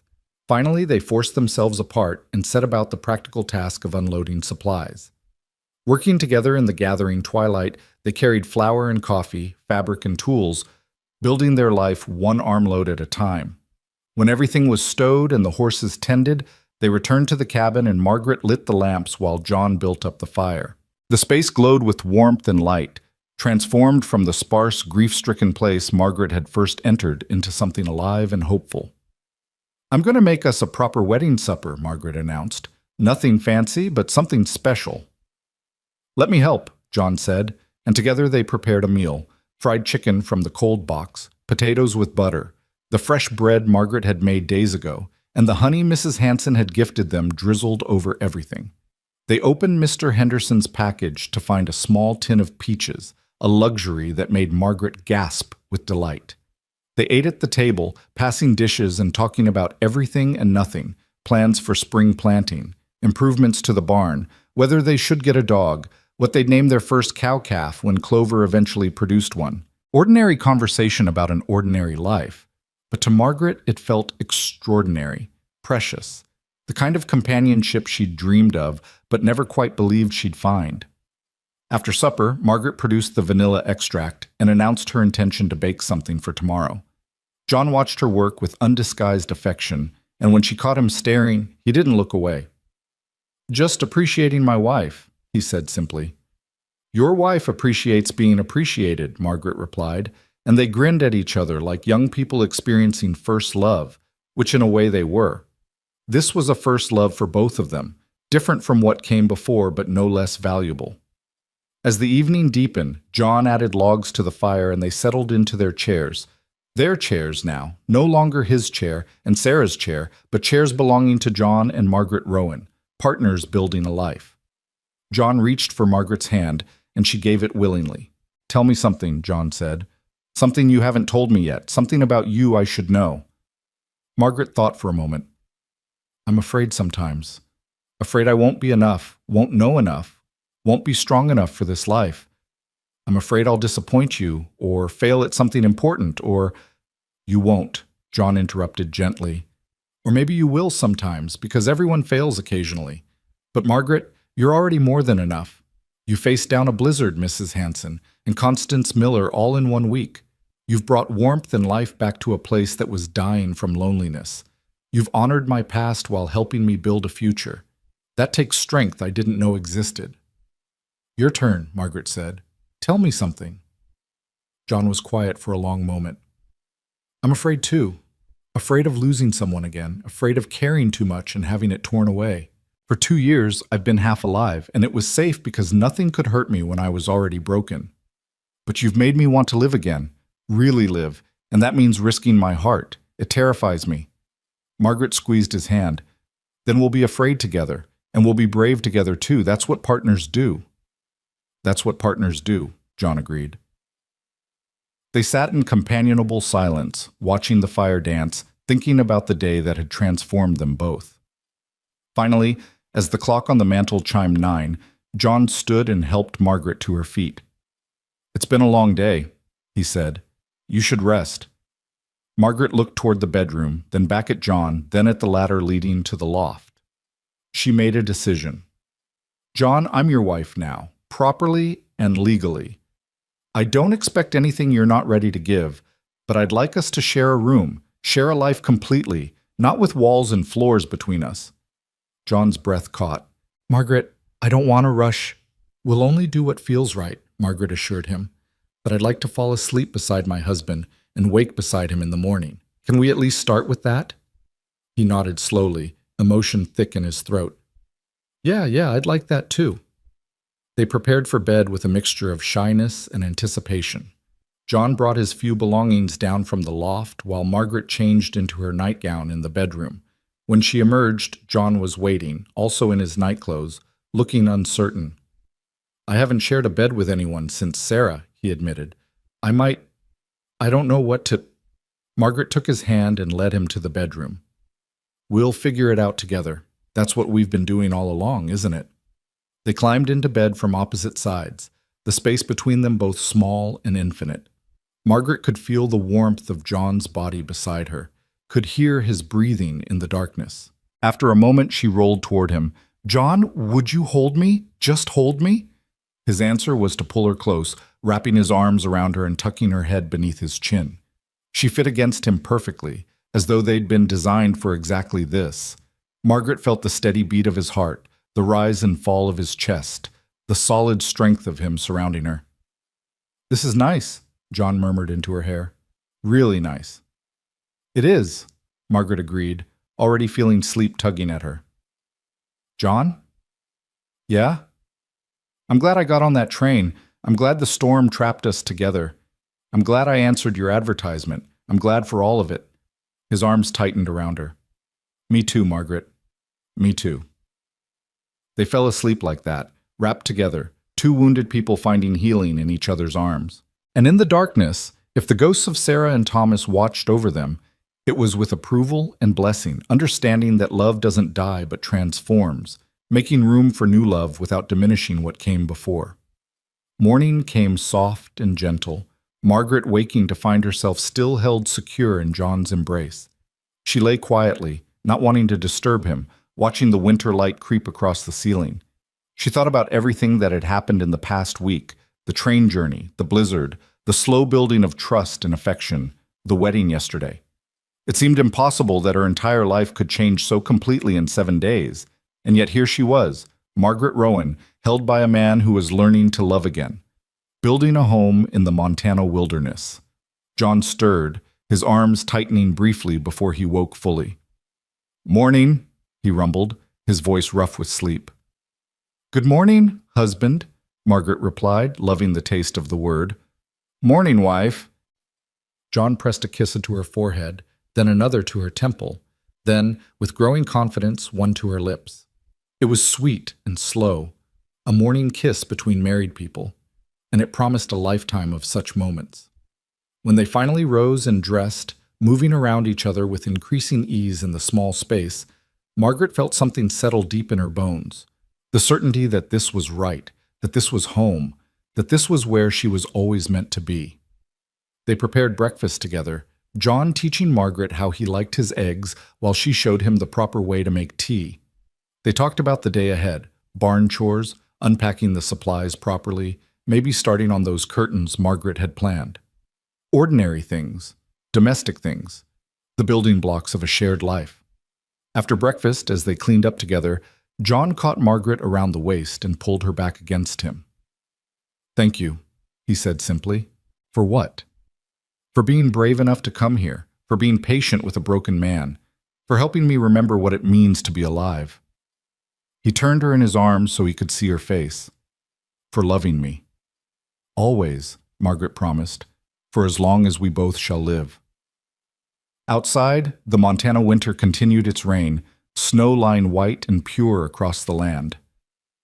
But inside the cabin, spring had arrived early in the form of two people learning to trust again, to hope again, to love again. The winter rancher's silence had been broken, replaced by the quiet conversation of partnership, the soft laughter of companionship, the growing warmth of affection transforming into love. Margaret had traveled across a continent to answer an advertisement for a bride. She'd found not just a husband, but a home, a purpose, a life worth living. And John, frozen in grief for 2 years, had found not a replacement for what he'd lost, but something entirely new. A partner who honored his past while building his future. A woman who saw through his silence to the man beneath. Together, they would face whatever came, harsh winters and difficult seasons, the challenges of ranch life, the judgment of small minds. But they would face it together, hand in hand, heart to heart, building something real and lasting from the wreckage of their separate pasts. The blizzard bride had melted the winter rancher's silence, and in doing so, had given them both a second chance at happiness. Not the same happiness either had known before, but something uniquely theirs, built on respect and honesty and the slow, steady growth of genuine love. And in the end, that was more than enough. It was everything. The two HTT www.youtube.com/watch VGEYZY40. Here's a cinematic 5-part American-style summary, 370 words, of mail-order bride arrived during blizzard, silent rancher, built her a cabin without saying a word. All character names are brand new for the CB project. The pacing follows a film-like rhythm: opening, rising action, climax, resolution, breakthrough, and ending, and the story ends completely, no continuation implied. Title: The Bride Who Melted the Winter Rancher's Silence. 1. Opening. The Blizzard Bride, Montana Territory, 1884. When Margaret Vale stepped off the last train before the storm, the wind bit through her city coat like knives. She'd answered an ad from a widowed rancher named John Rowan, A man who promised a roof, a future, and honest work. He appeared from the white squall, tall, broad-shouldered, a face carved from weather and sorrow. He said almost nothing, only lifted her carpetbag and murmured, "Storm's close." By the time they reached his cabin, snow erased the trail behind them. She realized she was truly cut off from the world, bound to a stranger who spoke with his hands more than his mouth. 2. Rising action. A cabin of quiet souls. John gave her the bedroom and slept in the loft. For 3 days, the blizzard trapped them inside, two ghosts of different worlds circling the same fire. Margaret cooked, mended, filled silence with small tasks. John split wood, fed horses, and watched her with wary eyes. When she thanked him, he simply nodded. But small things spoke louder than words. The way he draped the buffalo hide over her shoulders, the books of poetry stacked beside his veterinary manuals, the single photograph of a smiling woman and a grave-faced child. Widow and widower alike, they carried losses too heavy to name. 3. Climax. The storm inside. One night, the wind shrieked hard enough to shake the cabin. Margaret found John pacing, eyes haunted. "Storm like this took them," he said at last, his wife and son buried by fever and snow. "If it happens again," she touched his arm. "You didn't fail them. You built this place to keep others safe." He flinched, then exhaled. When he finally looked at her, his silence broke, not in words, but in the trembling hand that brushed away her tear. 4. Resolution. Spring in the snow. By dawn, the storm had died. Together they dug out the barn, laughing through frozen breath. When a beam cracked under the weight of ice, John rebuilt it before nightfall. Margaret stitched new curtains from her wedding dress scraps. Without planning it, they were remaking the cabin and each other. Bots. 5. Breakthrough and ending. The voice of home. When the thaw came, John hitched the wagon for town. "Preacher'll marry us proper," he said quietly. She smiled. "I thought you didn't believe in words." He met her eyes, voice rough but sure. "I do now." That evening, under a sky still rimmed with snow, they exchanged vows so simple they barely filled a breath. But in the hush that followed, the silent rancher's world finally sounded like home.